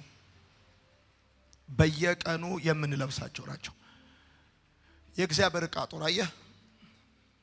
ለማንበብ 1:3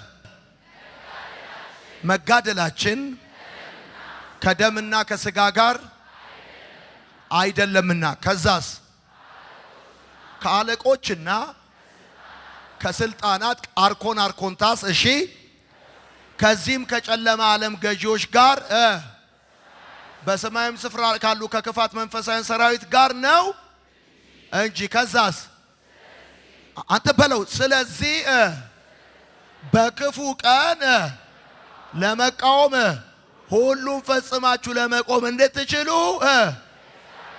የእግዚአብሔርን ዕቃ ጦር ሁሉ የእግዚአብሔር ዕቃ ጦር ሁሉም የእግዚአብሔር ስጦታ ናቸው፣ መከላከያ ናቸው። በየቀኑ የምትለብሱት ነው ብያችኋለሁ። ከዛስ አንሱ። እንግዲህ ምናችሁን ወገባችሁን በእውነት አንደኛ ጻፉ። አንደኛ የእውነት መታጠቂያ የመጀመሪያው የእግዚአብሔር የጦር ዕቃ ጦር አንደኛው የእውነት መታጠቂያ ነው። የጦር ዕቃችን የመጀመሪያው አካል ነው ብላችሁ ጻፉ። የእውነት መታጠቂያ የጦር ዕቃችን የመጀመሪያው አካል ነው። የሰይጣንን ውሸት ጻፉ። የሰይጣንን ውሸት የምንቃወመው በእግዚአብሔር እውነት ነው። ሁለተኛ የጽድቅ ጥሩር አማኞችን ጻፉ። አማኞችን ከሰይጣን ክስ ልባቸውን የሚጠብቅ ነው። የጽድቅ ጥሩር የሚባለው ደግሞ ደረት ላይ የሚደረግ ነው። አማኞችን ከሰይጣን ክስ ልባቸውን የሚጠብቅ ነው። ሶስተኛ የወንጌል ጫማ። የወንጌል ጫማ በልበ ሙሉነትና በዓላማ ወደፊት መራመድን ያመለክታል። በልበ ሙሉነትና በዓላማ ወደፊት መራመድን ያመለክታል። አራተኛ የእምነት ጋሻ። የእምነት ጋሻ በጥርጣሬና ባለማመን እንዳንጠቃ ይከላከልልናል። በጥርጣሬና ባለማመን እንዳንጠቃ ይከላከልልናል። የእምነት ጋሻ የጥርጣሬንና አለማመንን ይከላከልልናል። አምስተኛ የመዳን ራስ ቁር። የመዳን ራስ ቁር አስተሳሰባችንና ተስፋችንን ይጠብቃል። አስተሳሰባችንንና ተስፋችንን ይጠብቃል። ስድስተኛ የመንፈስ ሰይፍ። ሌሎቹ መከላከያዎች ሲሆኑ ይሄ ግን ማጥቂያ ነው ብላችሁ ጻፉ። የመንፈስ ሰይፍ ሌሎቹ መከላከያዎች ሲሆኑ ይሄ ግን ማጥቂያ ነው። የመንፈስ ሰይፍ ደግሞ የእግዚአብሔር ቃል ነው። የእግዚአብሔር ቃል ነው። ሰባተኛ ጸሎት። ጸሎት ጳውሎስ የእግዚአብሔርን የጦር ዕቃ የሚያቀርበው የሚያመጣው የዲያብሎስን ሽንገላ ለመቃወም ነው።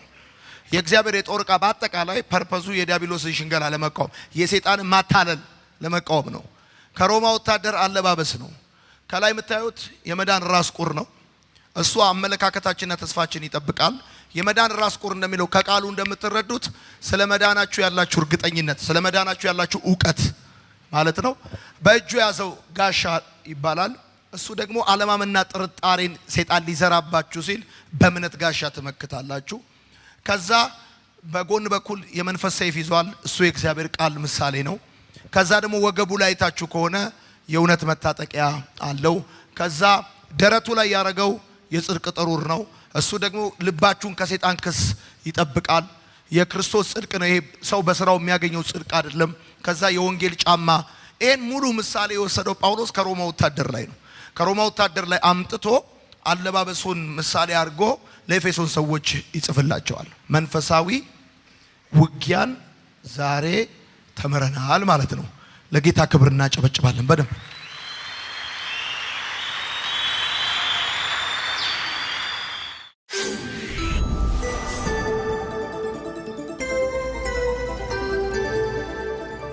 ወንጌል ይለውጣል።